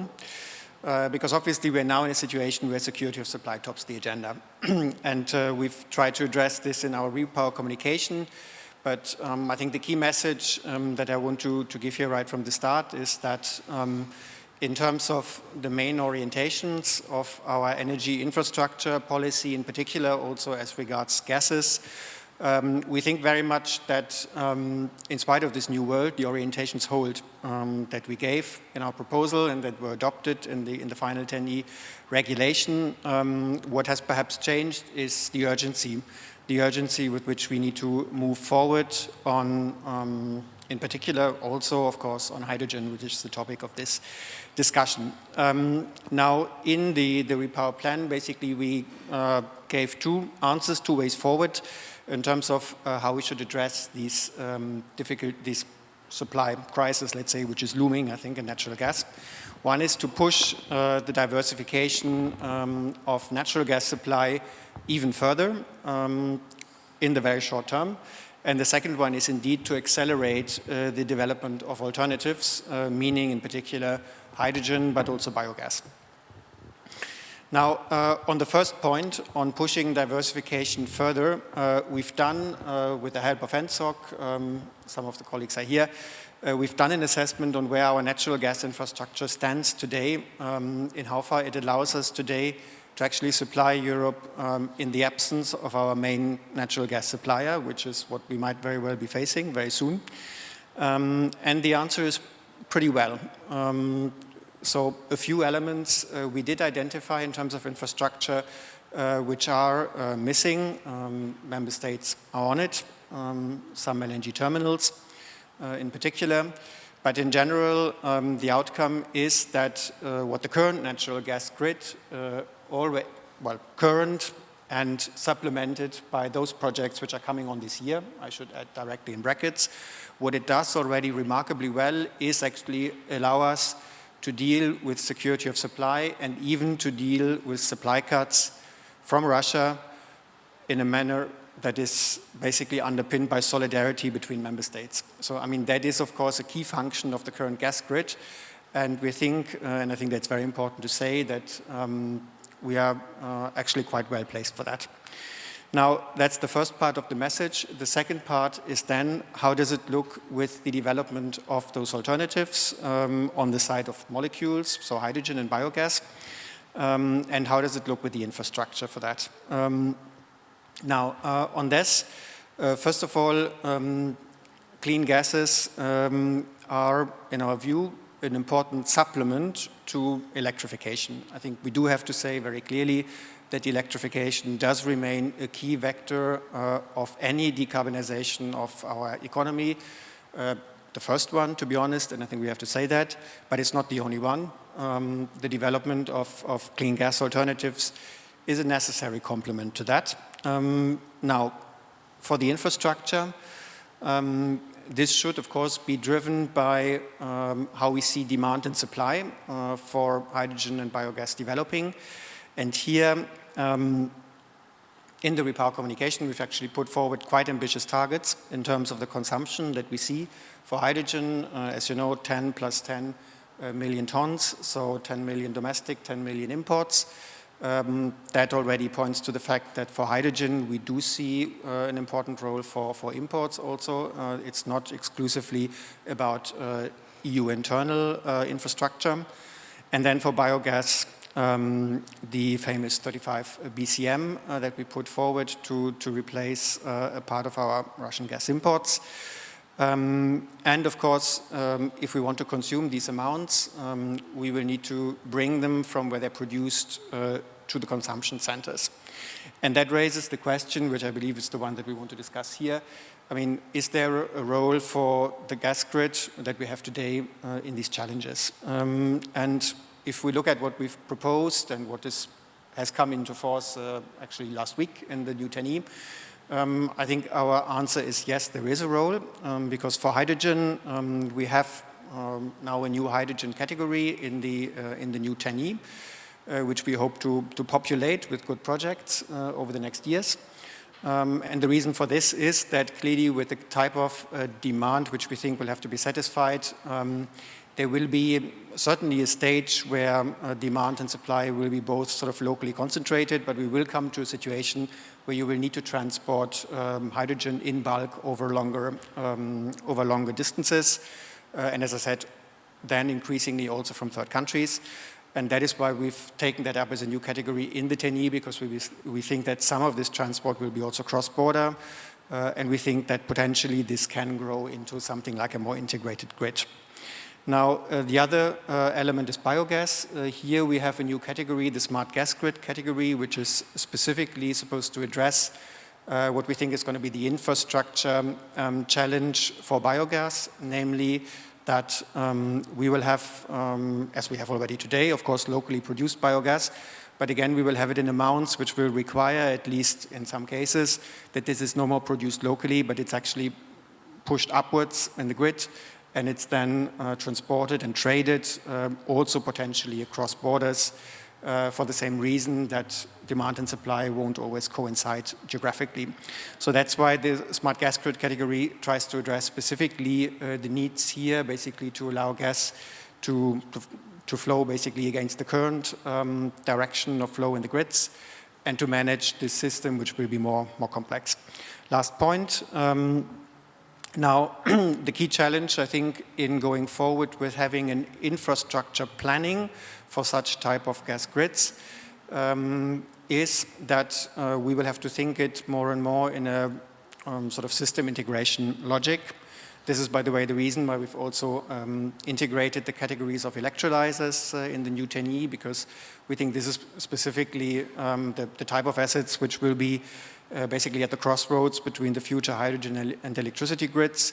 And we should come or we should develop the capacity to plan these grids together and to plan, for example, electrolyzers in a way that they benefit the system, the integrated system, in the best possible way.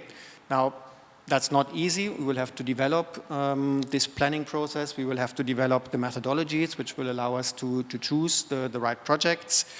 But in doing so, of course, we also want to have such good projects. And that's the next thing that we will do now. We will start to implement this new 10E, and we hope we will be able to collect good project proposals. That's all from my side by way of introduction. Thanks. That's quite a lot of things mention here. I'm quite impatient to see how the other panelists are reacting to that. Maybe I give you the floor first, Julia, because you are representing the European Biogas Association, but maybe for our gas grid here, I should say biomethane, among other things. So 35 billion cubic meters by 2030. We talked about that during the whole day on Friday with the IEA. How realistic does that sound? It is very realistic, and it's very credible, but to be honest, we need to have a very sound policy supporting the achievement of this objective, because this is ambitious as well. So you said before, the REPowerEU impresses really a new sense of urgency to the achievement of this target, but in general to the disentanglement on the Russian gas supply, and also to the achievement of climate targets in the EU. So this is absolutely not easy. The inclusion of the 35 billion cubic meter targets puts it in the right direction to produce locally a sustainable energy source that can be then used and distributed in the EU. So where we are at the moment, in Europe, we are producing around 18 billion cubic meters of biogas and biomethane combined, 3 of biomethane to be precise. And as I said, we need sound policies to get to the 35. So we need to stimulate supply, cut red tape for upgrading and starting new plants. We need around 5,000 of those if we are to get to 35 BCM. But importantly also driving more biomethane injection in the grid, which is also the topic of the day, at least partially. So while we are decreasing our dependency on fossil fuels, the European gas network can really evolve into a key enabler of decarbonisation, and are a cost-effective asset for the future if we are able to produce and inject enough green molecules for the future. So when looking, for example, at the gas package, which now we look at with a little bit of a different perspective because of the REPowerEU and what happened in the beginning of this year, there are at least, I would say, 4 key elements that we must include in the future rules if we want to make sure that we are on track on delivering on this target. The first one is that gas grid connection must become easier and more affordable for actors that are operating in this field. Planning, you mentioned it in the context of the TNE, but in general, it's an essential step to reinforce the grids in an efficient way and also allow smart sector integration. We are glad that actually this dimensional planning is a key building block in the biomethane action plan and in the REPowerEU, looking at regional supply, mobilization of sustainable feedstock that are available, but also where the grid actually needs to be reinforced and what are the local demands that we need to supply for. And third, technical specification for biomethane injection needs to be tackled. The panel before touched upon interoperability issues, quality issues. This is quite important if we have to guarantee also a good cross-border flow. And finally, a very important element, this 35 billion cubic meters target at the moment is an indicative one. And we need to make sure that it's anchored in legislation if we want to give the right stimulus and the right driver to the market to deliver on this. So in the beginning, we were thinking in general about a greenhouse gas intensity reduction target within the gas decarbonisation package. And now we see that Mr. Buzek is open to actually include the 35 BCM number within its draft report. Other MEPs have looked at this possibility in the Renewable Energy Directive, and I'm mentioning this because when looking in general at the planning element, volumes are really important. This also is an issue that has been touched upon. The Renewable Energy Directive is setting also the rules that we need to respect in terms of sustainability, and they are absolutely key for the future and for delivering the right kind of biomethane to the market. We also need to make sure that we can operate within them. Thank you very much. So that's very good that you are mentioning all these elements which are necessary. I think we will come back to them. Now turning to hydrogen again. So Thierry, so you are the president of Ideal. I think I've been looking at all the things that you have been doing. You've been very, very active over the past few weeks. So how is your business going? And how, basically, when you are looking at all these targets, how do you see them? How achievable are they? What is your take on that? I first would like to express my thanks to a very special person. That special person is Vladimir Vladimirovich. He's started a movement where there's no end. And that movement is gas is dead, long live gas. What are we talking about? I think we've heard it enough. Gas is going. In a few weeks' time, 1,600 terawatt hours of gas will be gone from our continent. We don't even realize what is going on. And unfortunately, it's going to translate into tragedy for our continent in the next few months, and certainly for my country, France. But it's a good opportunity. It's a good opportunity to leapfrog to something else. I mean, we're going to hear about the EHB, 28,000 kilometers of pipelines in 2030. Well, that is the basis for it. The picture you see of me there is a picture taken a few weeks ago in Gijón, northern Spain. In December of 2025, first gas, I like to call it that way, will come to Gijón. 160,000 tons of hydrogen will flow into 1,000 kilometers of pipelines built by Enagas, supplied by 15 major solar parks fitted with 3 gigawatts of electrolyzers, first step onwards to 7.4. Run by Ideal. What is Ideal? Ideal is a joint venture between off-takers. Let's start with the market. We were having a discussion early on with James, and some people say, hey, we forgot about the market. You know, it used to be the gas industry was driven by the market. Now it's driven by God or something. No, the market, clients. You know, something weird. Clients, people who want your product. We've heard one. And by the way, they want your product at an affordable price because and they want it in large quantities.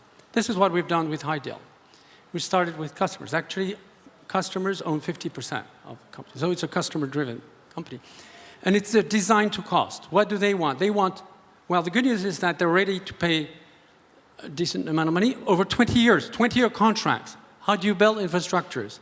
Not because of God or the European Commission, which is supposed to be replacing God in all these instances. Then again, the customer. Customer signs 20-year contracts, and then you fund things. All the project that I'm describing is not coming from, you know, some grace or something. It starts from the customer, and then it looks at the whole value chain. 2 months ago, we signed our EPC contracts, the first EPC contracts in this for a first round of 3 gigawatts. And in the next couple of weeks, we'll be selecting our first suppliers for electrolyzers for 3 gigawatts. And I can tell you, discussing with all these things, that we are very lonely. Nobody's buying electrolyzers today. The order books of electrolyzer makers are empty, totally empty. 2 years of hydrogen talk has produced hot air. Not one order in those poor electrolyzer makers. It is a dreadful failure. Now, the good news is that, thanks to good old Vladimir, we have a price. I know the French president doesn't like prices, but you know what? That's the thing about, you know, markets. That's the way they go. Supply and demand. And this is what we're going to do.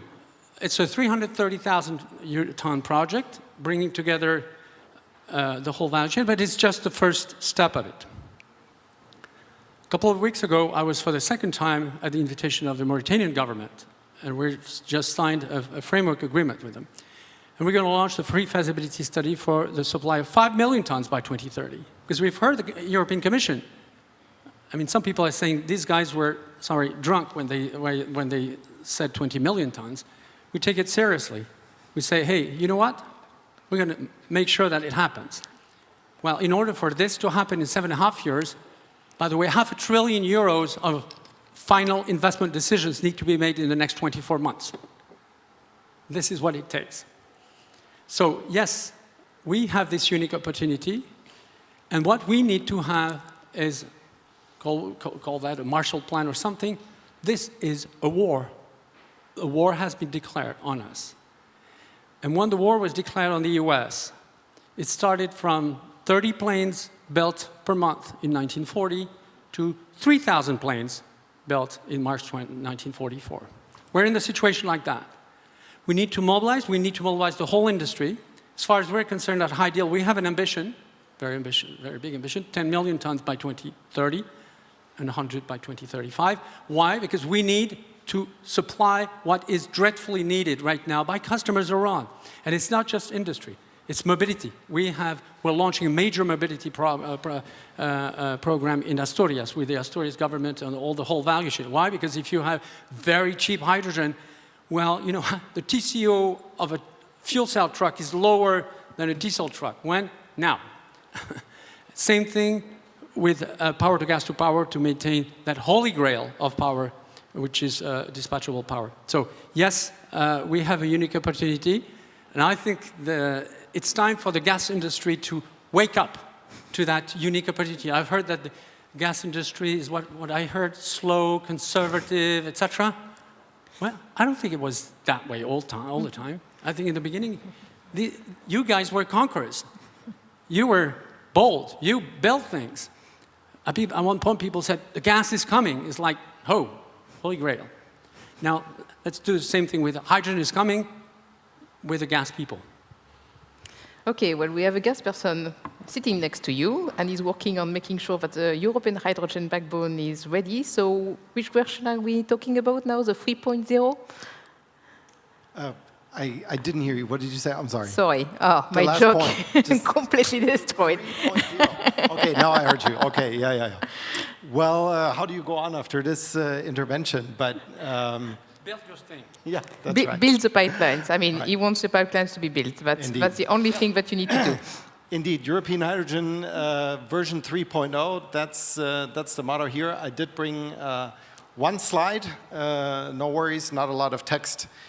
Just one image of our latest network of hydrogen pipelines that, we're hoping we're going to build by 2030. I don't think I need to talk too much about the initiative, 31 TSOs across Europe that came together to come up with this map.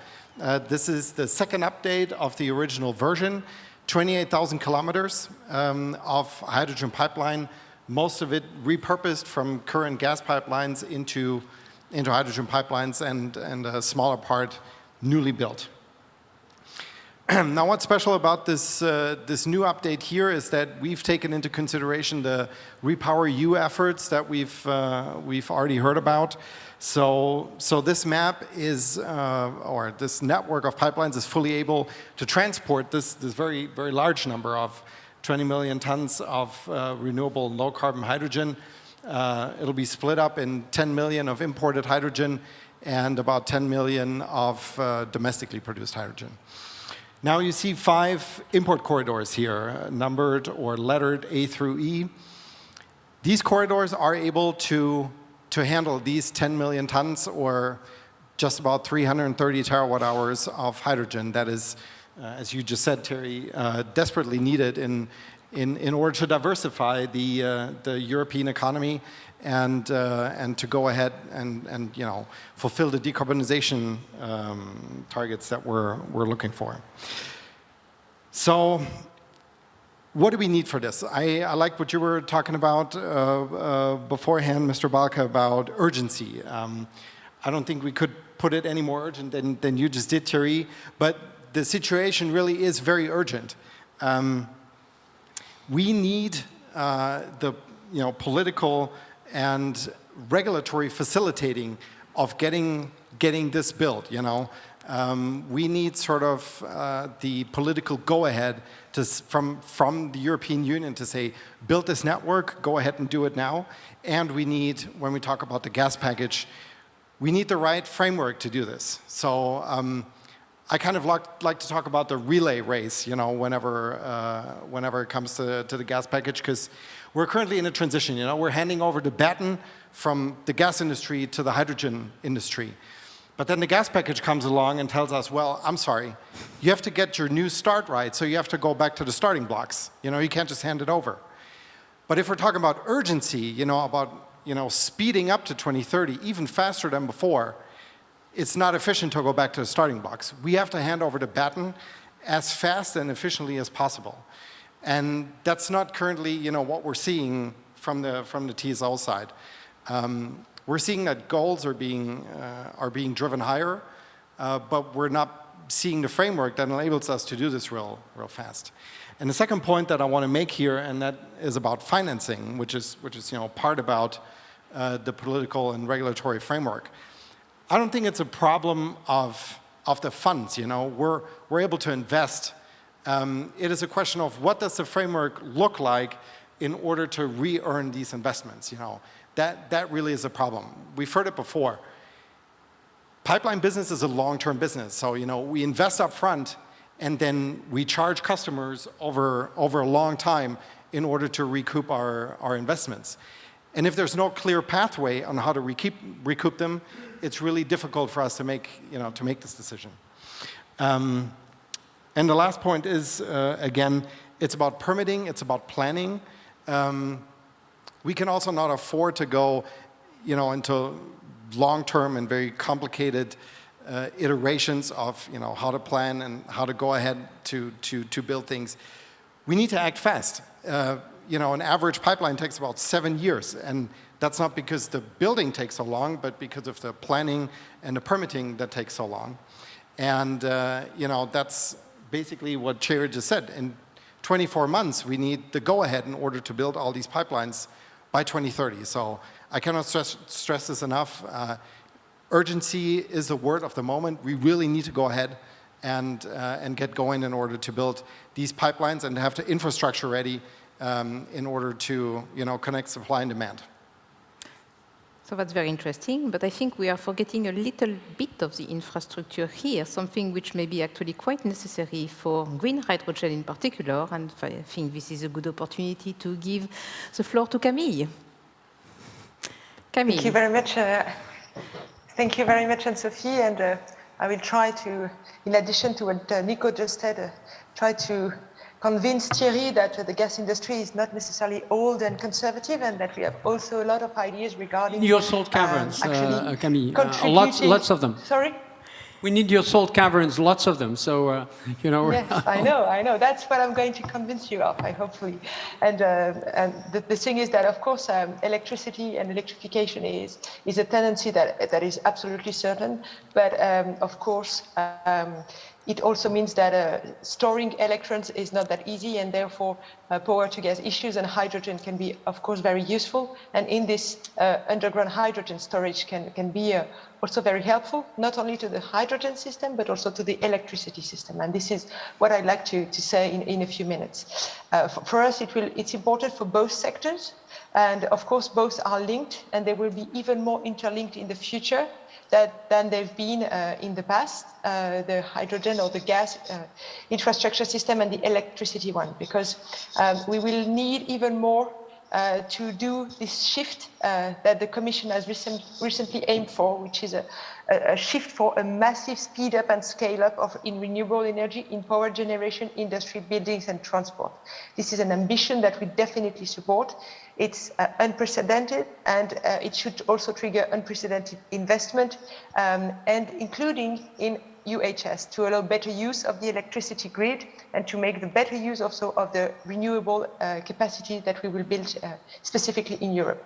So for us, my first message is that underground hydrogen storage, UHS, is by definition a main cross-sectoral flexibility tool. So it's important to have this in mind.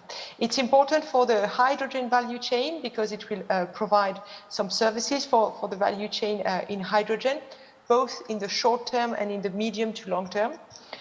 In the short term first, the main objective of UHS will be to actually allow hydrogen producers to invest into electrolyzers of optimal size, because they could take into consideration the fact that any excess of renewable electricity could be stored instead of being curtailed. And this is very important, of course, because it will also allow to generate more renewable hydrogen for later use.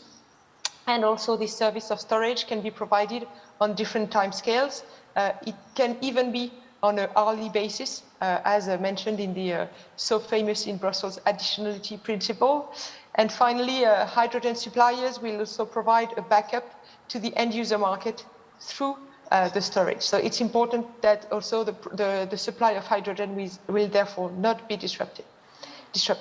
So in other words, in the presence of UHS, the surplus of renewable electricity generation, which is of course intermittent as in many cases when it's renewable, will be way better exploited.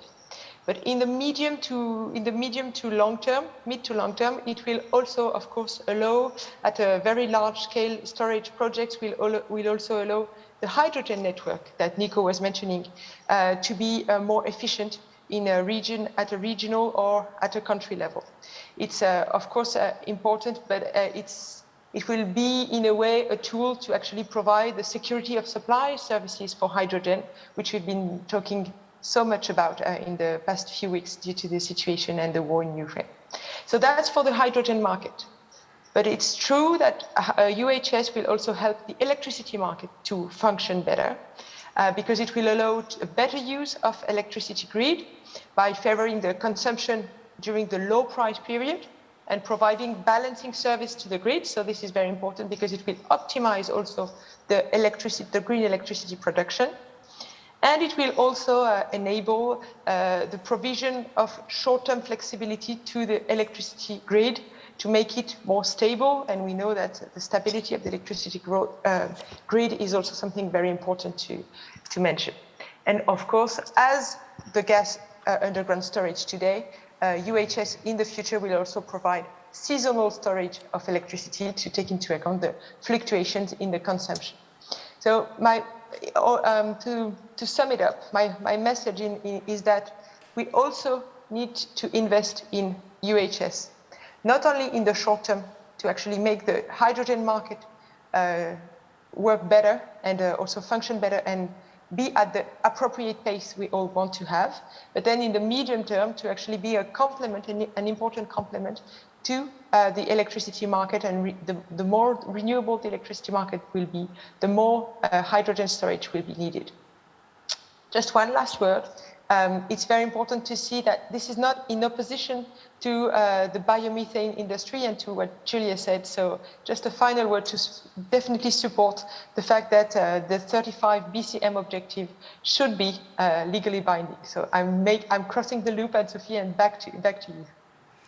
Thank you very much. So this is very interesting because we have two people here who need to talk a little bit to each other, and actually we can include the rest. But so Thierry, you mentioned that you need the hydrogen storage. Is your project actually including hydrogen storage already? Of course, we need, I'm going to be very accurate, we need 57,000 tons of hydrogen storage September 30th of each year. We've started working with salt caverns and all along northern Spain because we know that it's going to take time. We're also aware that it's unlikely that by 2025 we're going to have that that underground storage ready. So we are the way we're going to work on the storage side is first two things. Is first to oversize the pipelines over 40 inches so that we're going to have massive day-night storage with a line pack. Line pack, okay. That's the first source. The second one is going to be flexibility by our off-takers. ArcelorMittal has a very inflexible process, but has managed to design a process where they're going to have monthly base load, escalating seasonally. And Fertiberia, which is mixing natural gas and hydrogen in the production of ammonia, will have more short-term flexibility. So this is the short-term thing. And what is very important in what I'm talking about is system design. And what we have, the experience that we've gained over the last 12 months with all these players is immense. Because how you make a system work like this hour by hour, looking at the geography, it's not a concept. It is an actual project with pipelines located in certain areas, with all the sites, etc. This is the kind of planning that needs to happen, concrete planning. And right now, honestly, nothing. There's nothing. It's just a pure void. Nothing happens. And we're saying 20 million tons. Honestly, I'm saying that. It's shocking. It's shocking to make those announcements and have not a single plan behind that. We've discussed that when we had the European Hydrogen Backbone Day, which was an excellent initiative taken 2 weeks ago. Where is the plan? And right now we are doing at a small scale, still a 10 billion euro project, small scale, because it's just a tiny fraction of what needs to be done. And what we're saying is that it's extremely urgent, not just to talk, but to make these things happen. And obviously, getting back to your question, it involves storage. We're going to need tens of times more storage capacity than we have today.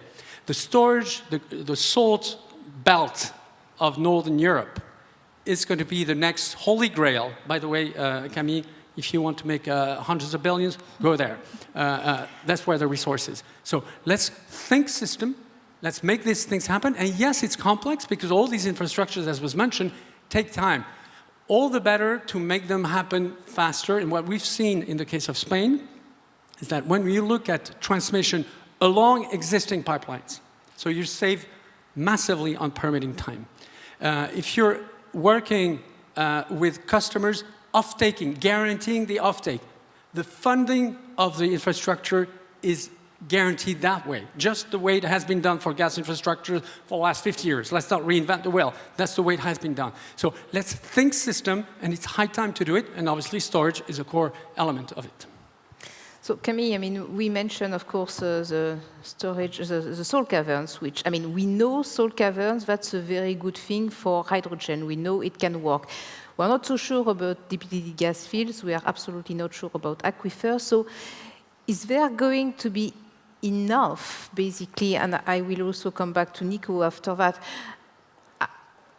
are the salt caverns, is the salt cavern potential located in a good position compared to the green hydrogen or renewable-based hydrogen potential? Are we going to have enough? Especially considering that right now we are in a crisis, so it's very unlikely that we are going to convert our gas storage into hydrogen storage, or it's going to be complicated. Yeah, this is true. This is true. And Sophie, we are now in the contradiction of actually our administrations, our member states willing to have even more methane gas storage to actually ensure the security of supply. And at the same time, we know that if we want to invest in UHS, in underground hydrogen storage, even in the salt caverns, it takes time either to convert them or to build new ones. So yes, there is an issue there. And to be completely honest, the answer to your question is whether we will have enough hydrogen storage with the current existing salt caverns at a European scale. The answer to this question is no, because if we consider that storage volumes should be up to 15 to 20% of annual demand required for balancing, which is something that is agreed amongst experts, then the potential, the need we will have by 2030 will be around 115, 120 terawatt-hour of storage, and the potential of hydrogen storage in existing salt caverns to be converted, repurposed, is probably around 50 terawatt-hour. So there is a gap there, and there the question you're asking whether depleted fields are another opportunity to store hydrogen in the future is a very good question. And there I would like to actually mention the fact that there is already work going on. There is already research and development going on these issues. And I will take an example which is not a French one for some, which is not a French one, which is an Austrian one, because our colleagues from RAG in Austria are actually developing a project for converting a depleted gas field into a storage that would mix hydrogen and carbon dioxide. And this is also an occasion to see that there is a lot of innovation going there, a lot of initiatives. The only question, of course, is to ensure that we are in a position to actually invest in due time, because all these projects, whether it is repurposing of existing salt caverns, building new ones, or even projects on depleted fields. These projects take time, and we need to actually start working now. Of course, the permitting issue is always a difficult one in all the member states, so this has to be taken into account. Then we need to invest on a business model that is not completely stabilized yet, so there is some risk to take, but as Thierry said, probably the demand would be so high that the risk is limited, and the only thing we have to convince is that, yes, of course, some support, whether it is at national level or at European level, would be very welcome and would actually allow us to do the step needed to go at a higher pace, which we all want to do. So, quick question. So, how long would it take for you to build any kind of hydrogen storage? And I'm talking like brand new, not even conversion, roughly. Brand new. This is a question I often ask to my teams, and the question is whether you take only the technical part of actually having the cavern and make it work, or if you take the whole project, including the administrative part, the permitting issues, and then public consultations, etc., then it's longer. So it's probably in terms of 5 to 8 years if you start from scratch, and if you take into account all the procedures, including permitting and public consultation. And if you are only taking into account the construction part, just a pure construction part without the planning and permitting? Probably around 3 years, something like that. Around 3 years. So we are losing about 5 years. So if we want to have the target of 2030 that was mentioned earlier by some of the other panelists, we are in 2022, so let's do it now. Okay. I mean, Joachim, any reaction to that? I mean, you see that there is actually a very good complementarity between the green hydrogen targets and the storage. On top of that, it seems to be tackling to some extent the problem of additionality. I mean, to what extent is the Commission looking at, this hydrogen storage issue, and how is that incorporated into all the current discussions? Yeah, thanks. Indeed, I mean, no doubt, storage is an important part of the overall picture, and that's, I mean, why it's one of the elements that we have now included in our infrastructure framework. So the new hydrogen category under the 10E will also explicitly cover storage, apart from infrastructure, and also terminals will be covered. So we are looking at that, of course, as well. I mean, we want to, as I said, now have a discussion, of course, with industry on which are the projects that will be brought forward in that context, which will be the projects that will play a role in this trans-European level. But I also want to be clear. I mean, okay, if I'm talking a lot about the 10E and the trans-European projects, then this is because this is where we have the most direct impact. We are, of course, very well aware that, I mean, there will be many projects which you will be dealing with and which will be outside this framework because they will be more national. And these projects are, especially in the beginning, probably going to be the majority, and they're probably extremely important to get the sector up and running. And this is why, when we're talking about planning, again, of course, our most direct influence is on the cross-border trans-European planning, but there are also provisions on national planning, for example, in the gas package, as you know, because this is as important. And perhaps just sort of to add one word on the question of speed, yeah, it is quite crucial, and I think in this context, unfortunately, we do always get back to the permitting issue because, I mean, ultimately, this is what actually makes these projects take as long as they take. Now, again, this is something where we try as much as possible to set a framework which, in our European legislation, which reduces these timeframes. But what we need to do here is cooperate with member states, and I mean, only today actually we launched a cooperation platform with the national authorities on permitting and how to accelerate it further, which will cover across the board all infrastructure categories. I think that's really the key thing to focus on when we're talking about how to accelerate in the very short term the implementation of such projects, including storage, which will of course play an important role. It was an important point and an interesting one that Camille made about the potential, let's say, competition between storage for gas and for hydrogen, because indeed, I mean, of course, storage sites are limited. I think it's an important element that we need to take in mind, need to keep in mind also now when we have discussions with member states on where they see a need for additional gas storage, because as you rightly point out, we need to see also these things in a system context, and we need to see perhaps a little bit what's the most urgent use for such sites going forward. Thank you very much. So Nico, I mean, turning to you, I mean, looking at all the pieces of legislation existing right now on import, especially, I mean, the hydrogen and decarbonized gas package, I mean, how is that impacting or maybe helping, supporting the development of hydrogen infrastructure? And what is missing? I mean, I think you mentioned the question of unbundling, but I mean, is there something else which can help you in order to go faster? Because we are all talking about the same thing. There is an ambition and there is a speed of deployment. Right. So touching upon unbundling first real quick. There are several aspects in the gas package that are making it more difficult to pick up the pace, the speed. Let's talk about, for example, horizontal unbundling. I've just been mentioning, or I've been saying, think about the relay race. So basically, in unbundling provisions, it says more or less try to keep gas operations and hydrogen operations as far apart as possible. And if you transfer that into my relay example, that basically means hand over the baton, but without touching it, like the baton at the same time. So, I don't know, like throw it, and then the other peeps pick it up, grab it from the air and keep running.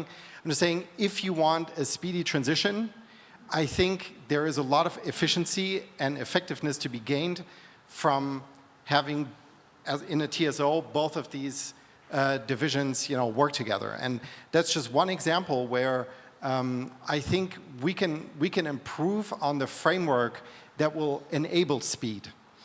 But from what I've just been hearing, I wanted to give another example.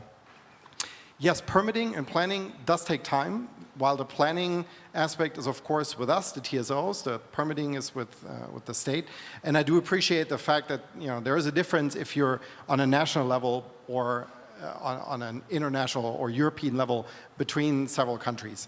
But I want to give you one very concrete example about what we're currently doing. OGE is building that section from the gas grid, it's about 30 kilometers, to an LNG FSRU. And basically, we're talking about this taking usually 5 to 7 years. And in this case, we were lucky that there was like a pre-planned track of where the pipeline was supposed to sit. But basically, we're building this from start in April to the end of the year. And it includes all the permitting. It includes everything that we need from the government in order to build this. And the thing is, if you have the government saying, we want this to be built, it can happen a lot faster. If we had to do it from scratch, like on a blank piece of paper, it would have taken 2 years. Mm-hmm. But I mean, that's still nothing compared to the 7 years, So I'm just trying to say, we at least also on a state level have very good, we're talking to the government, we're saying we need permitting. They're promising that they're bringing people in, but essentially it's also about political will. Are we willing to, do we want to have this project finished or not? And if there's a sense of national urgency like there is in this case, then everything is being done for this to be implemented. So I'm saying it is possible to go a lot faster. It's just a question of political will. So, I mean, Julia, how does it feel from your side? I mean, is there enough political will? I think you mentioned also having some targets, maybe some binding targets, or maybe the support of some specific parts of the legislation. There is an ambition, which you say is totally achievable from your point of view, but you need more things. So you mentioned the 4 elements, but what is the one which is critically missing, in your opinion, right now to get things going?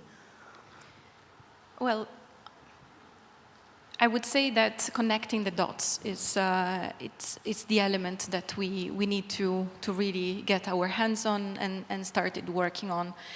There are several strategies that are already there, and especially for the sector I represent, we are talking about supply of feedstock on one side, we're talking about building new plants, and we're talking about injection and understanding where to operate the grid reinforcement. So in this sense, we are looking at planning at a local and regional level, but also having the right direction at the EU level. The good news about it is that we are working actually right now on the tools to make this happen.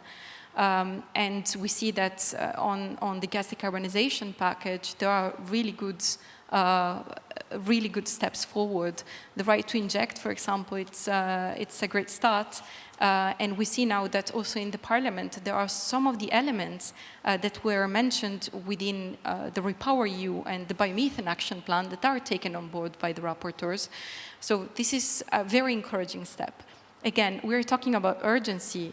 This legislation will be done in some time. So it is important that the coordination between the different member states, but also the exchange of best practices will happen as soon as possible. On the permitting, just one word, we all touched upon it on one way or another. For our sector, we have a very wide range. We're starting from 6-8 months in lucky Denmark and certain countries that are prioritizing biomethane, but we are getting to 5-8 years in Italy or France, and we literally have 8 years. So this is something that I'm happy to hear we are really prioritizing at the moment. Okay, so it seems that we have exactly the same problem wherever we are looking. I mean, permitting, acceleration of permitting, and I think we touched also, I mean, at this IEA event, the problem of, talking to individual people, convincing also that, biomethane is a good thing to do. I mean, how to basically put people and stakeholders together and saying, okay, this is a good solution.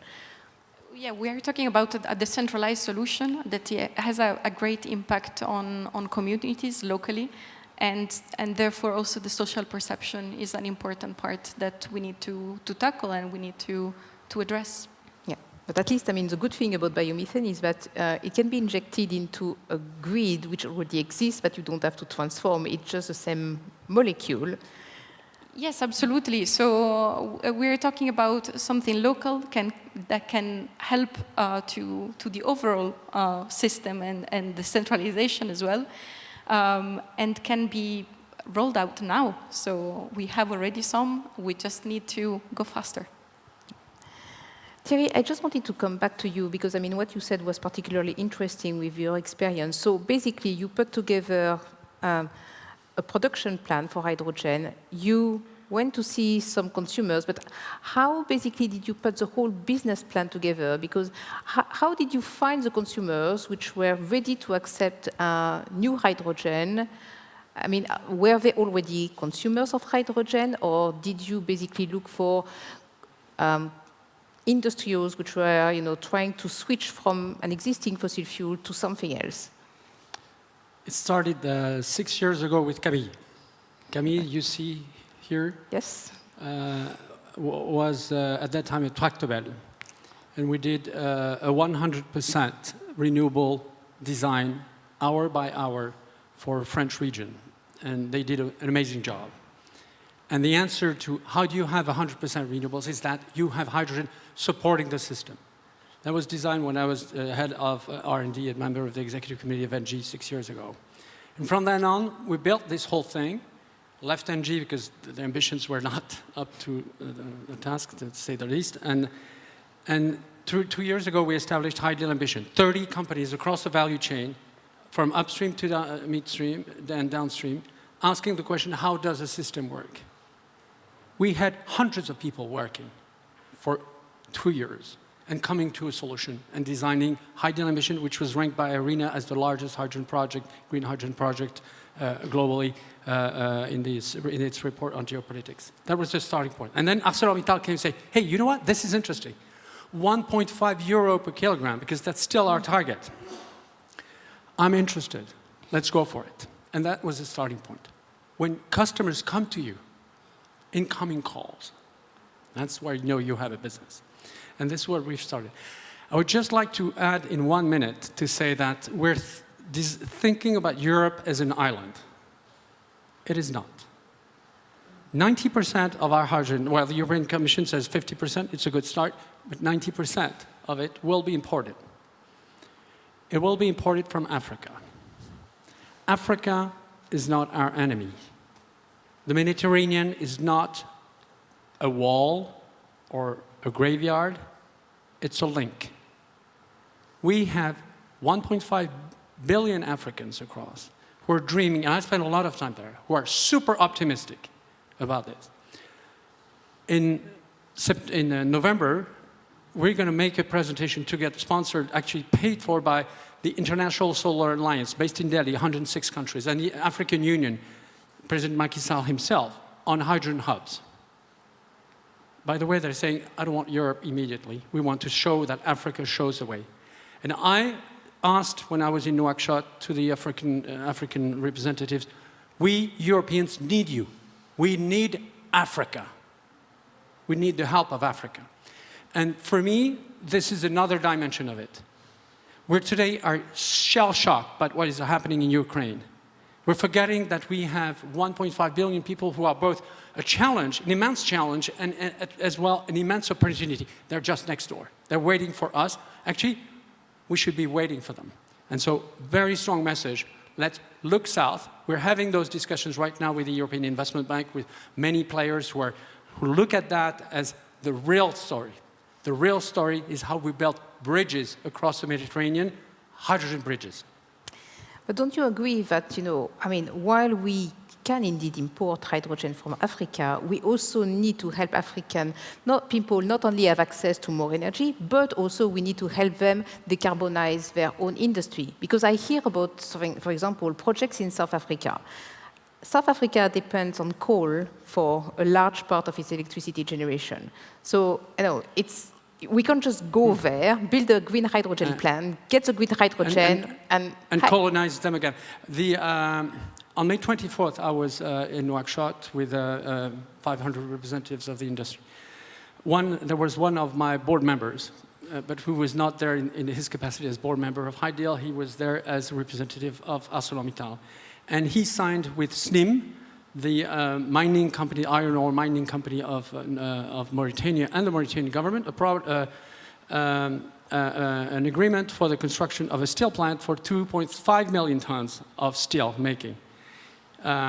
We are also working with the Mauritanian government on implementing a so-called water-positive system where we're going to desalinate 3 to 4 times more water than we need for those millions of tons of hydrogen to bring massive amounts of water to that desert country. And you know what they want to do in Mauritania? Have millions of African immigrants.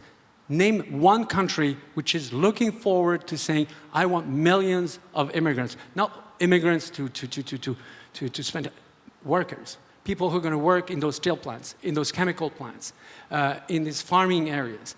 They see themselves, honestly, anybody depressed, go to Mauritania, not the nicest place on earth, but the people there are dirt poor, and they're not like our overfed, depressed Europeans. They look at the future with appetite. They see the future like golden. They see, no, I'm serious. They see themselves as the next Dubai. They say, we are the next Dubai. Now, there's a bit of governance to make sure that, I've asked them, what's your governance model? Is it Norway or Equatorial Guinea? And they've said, well, let's go for Norway. So, but they need help for that, because lots of people want them to be in the Equatorial Guinea side, because that's where you make more money if you're in certain businesses. So we have those challenges. Let's think geopolitics. And at one point, the president of the European Commission said, our commission should be geopolitical. Hydrogen is the essence of geopolitics. It should be the core of the geopolitical approach of Europe, not just with Russia, forget about Russia, but with Africa. Africa, neighbors, our future, and we need to build those bridges with them. So last week I met 3 people from Mauritania who were trying to convince me about hydrogen pipeline coming to Europe. Are these the same people you met last week? We've launched a pre-feasibility study on the pipeline with many players. No, and this is going to happen. I was asked in Berlin with a government meeting, when is the Mauritanian hydrogen coming to Berlin? And I ventured something, you know, it's going to put pressure on you guys, 2027. But if we're solving the permitting issue, just the way you've solved your permitting issue, I mean, this is a perfect example. What you've quoted is that, quand on veut, on peut, in French. Let's make it happen. And right now, I think that the stars are aligning, and this industry, James, you have a big responsibility for this. Thanks for organizing the event. But no, I'm serious. This has to be an industry initiative. You know, the politicians can do a lot. We've seen that in but they can do so much more when industry is showing the way. And then there's a dialogue. And obviously governance and general interest, public interest needs to be maintained and developed. But it can only be done because industry is showing the way.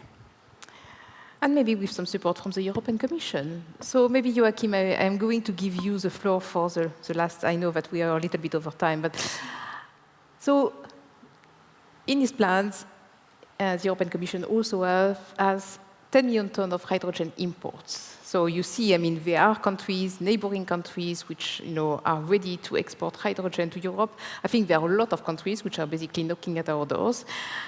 How do we basically make that happen?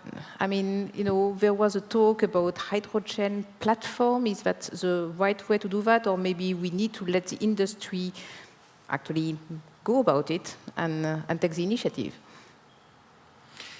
Yeah, absolutely. But let's say also on this panel, I think we heard on the one hand industry saying, we will do it anyway. We don't need you that much. Yes, but on the other hand, we've also heard colleagues saying, well, we need a lot of policy, otherwise it's not going to happen. So, I mean, we try to dose the right amount of policy. But, I mean, ultimately, of course, we agree these projects will be done by industry. They will be financed by industry, and they will be constructed by industry. Now, obviously, when we're talking about projects with third countries, more often than not, there is a political framework around that. I mean, I think that's also a little bit what experience has shown. And that is one reason why we have addressed this prominently and why this is also part of our international dialogues now with our energy partners. I mean, that we were leading anyway, but I mean, now hydrogen is indeed the big new kid in town in these dialogues. And the second element is the one that actually you brought in the discussion, so I don't have to repeat it that much. I mean, there is, of course, also, let's call it a governance question about such projects, which I think will have to be in the mutual interests of ourselves, and I think our interest in this is clear, but also of the exporting countries. And otherwise, this will not be sustainable.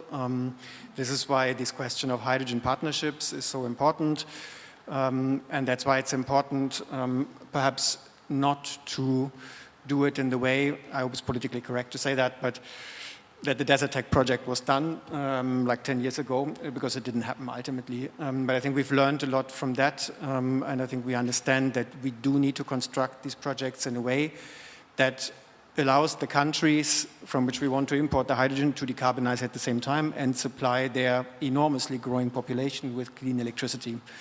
And if we can bring that together, then hopefully we'll get the 10 million tons of clean hydrogen to Europe. But we'll need you and industry, of course, to do it. So, thanks. That's a very good conclusion to our last session. And I thank you very much for this very interesting session. I think we have covered a lot of ground, which was not covered before. So this is really great.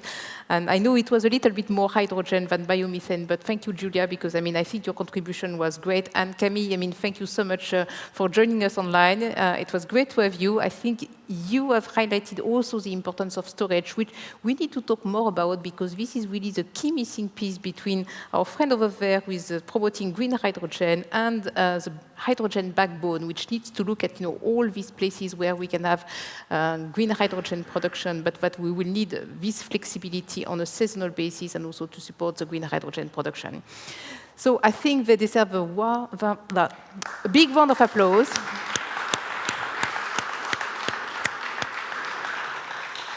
It's 5:10.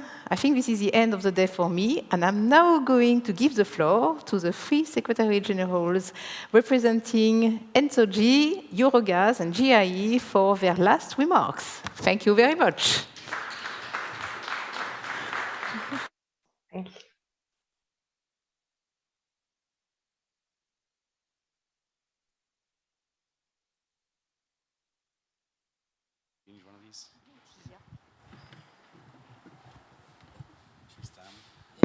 Let's stand a bit quick. Yeah. Let's go to the front. So. Before they all run away. Please don't run away. We will be very brief, I think. We won't consume all the time before nice, I think, still networking opportunity over something cold to drink and some snacks. Okay, so I will start. First of all, thank you very much to all the speakers. Indeed, we hear so many topics today, so many people, policy requests, a lot of regulatory expectations, also messages that are coming from policymakers, European Commission.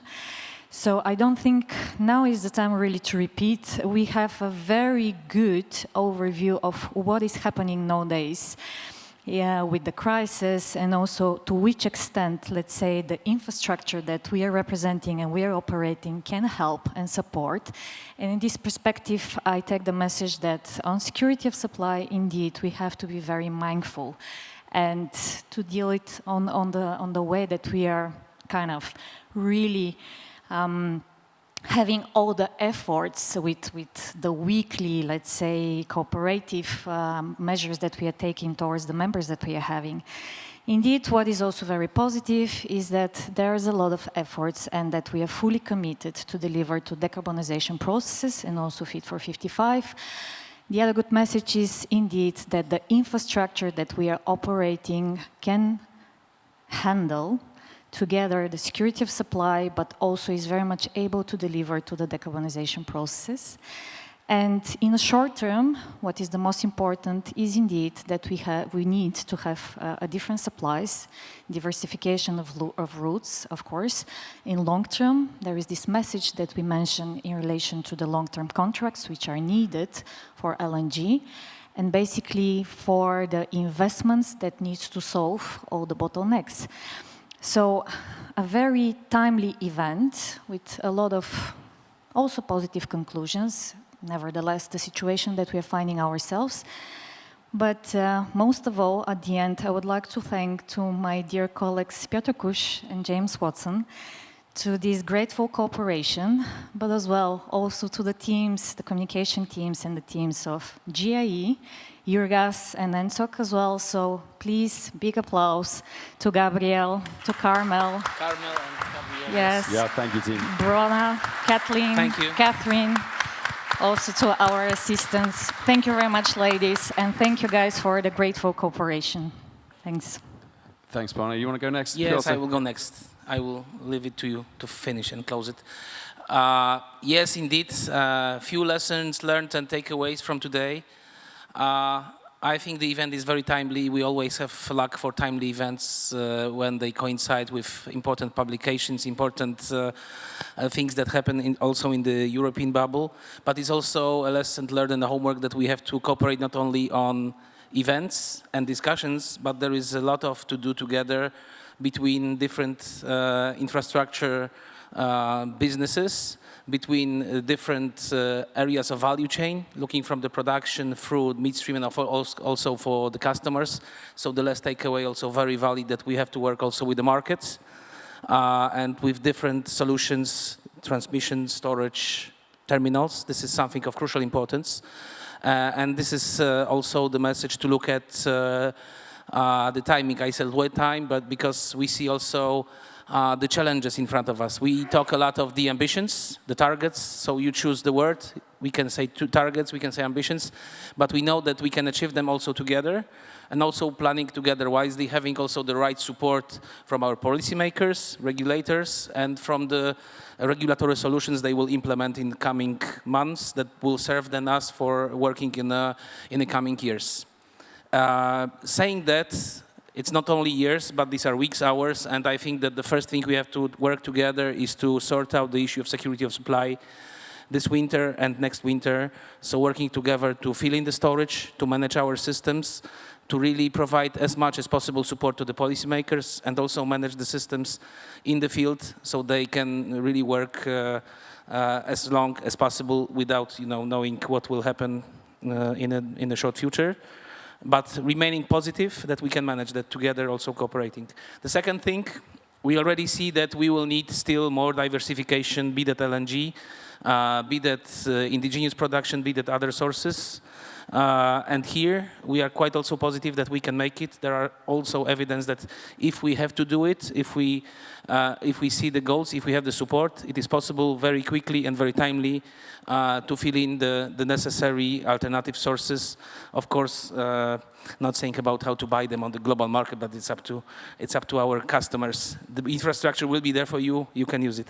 And finally, it's also for us to now think about how to work together to implement the targets, ambitions, so the top-down goals of high level of production, hydrogen, biogas, and now we have to meet these targets for production, for high-level infrastructure, with the concrete work we will have to develop together within the policy instrument we have together. So plan, permits, finance, and execute them.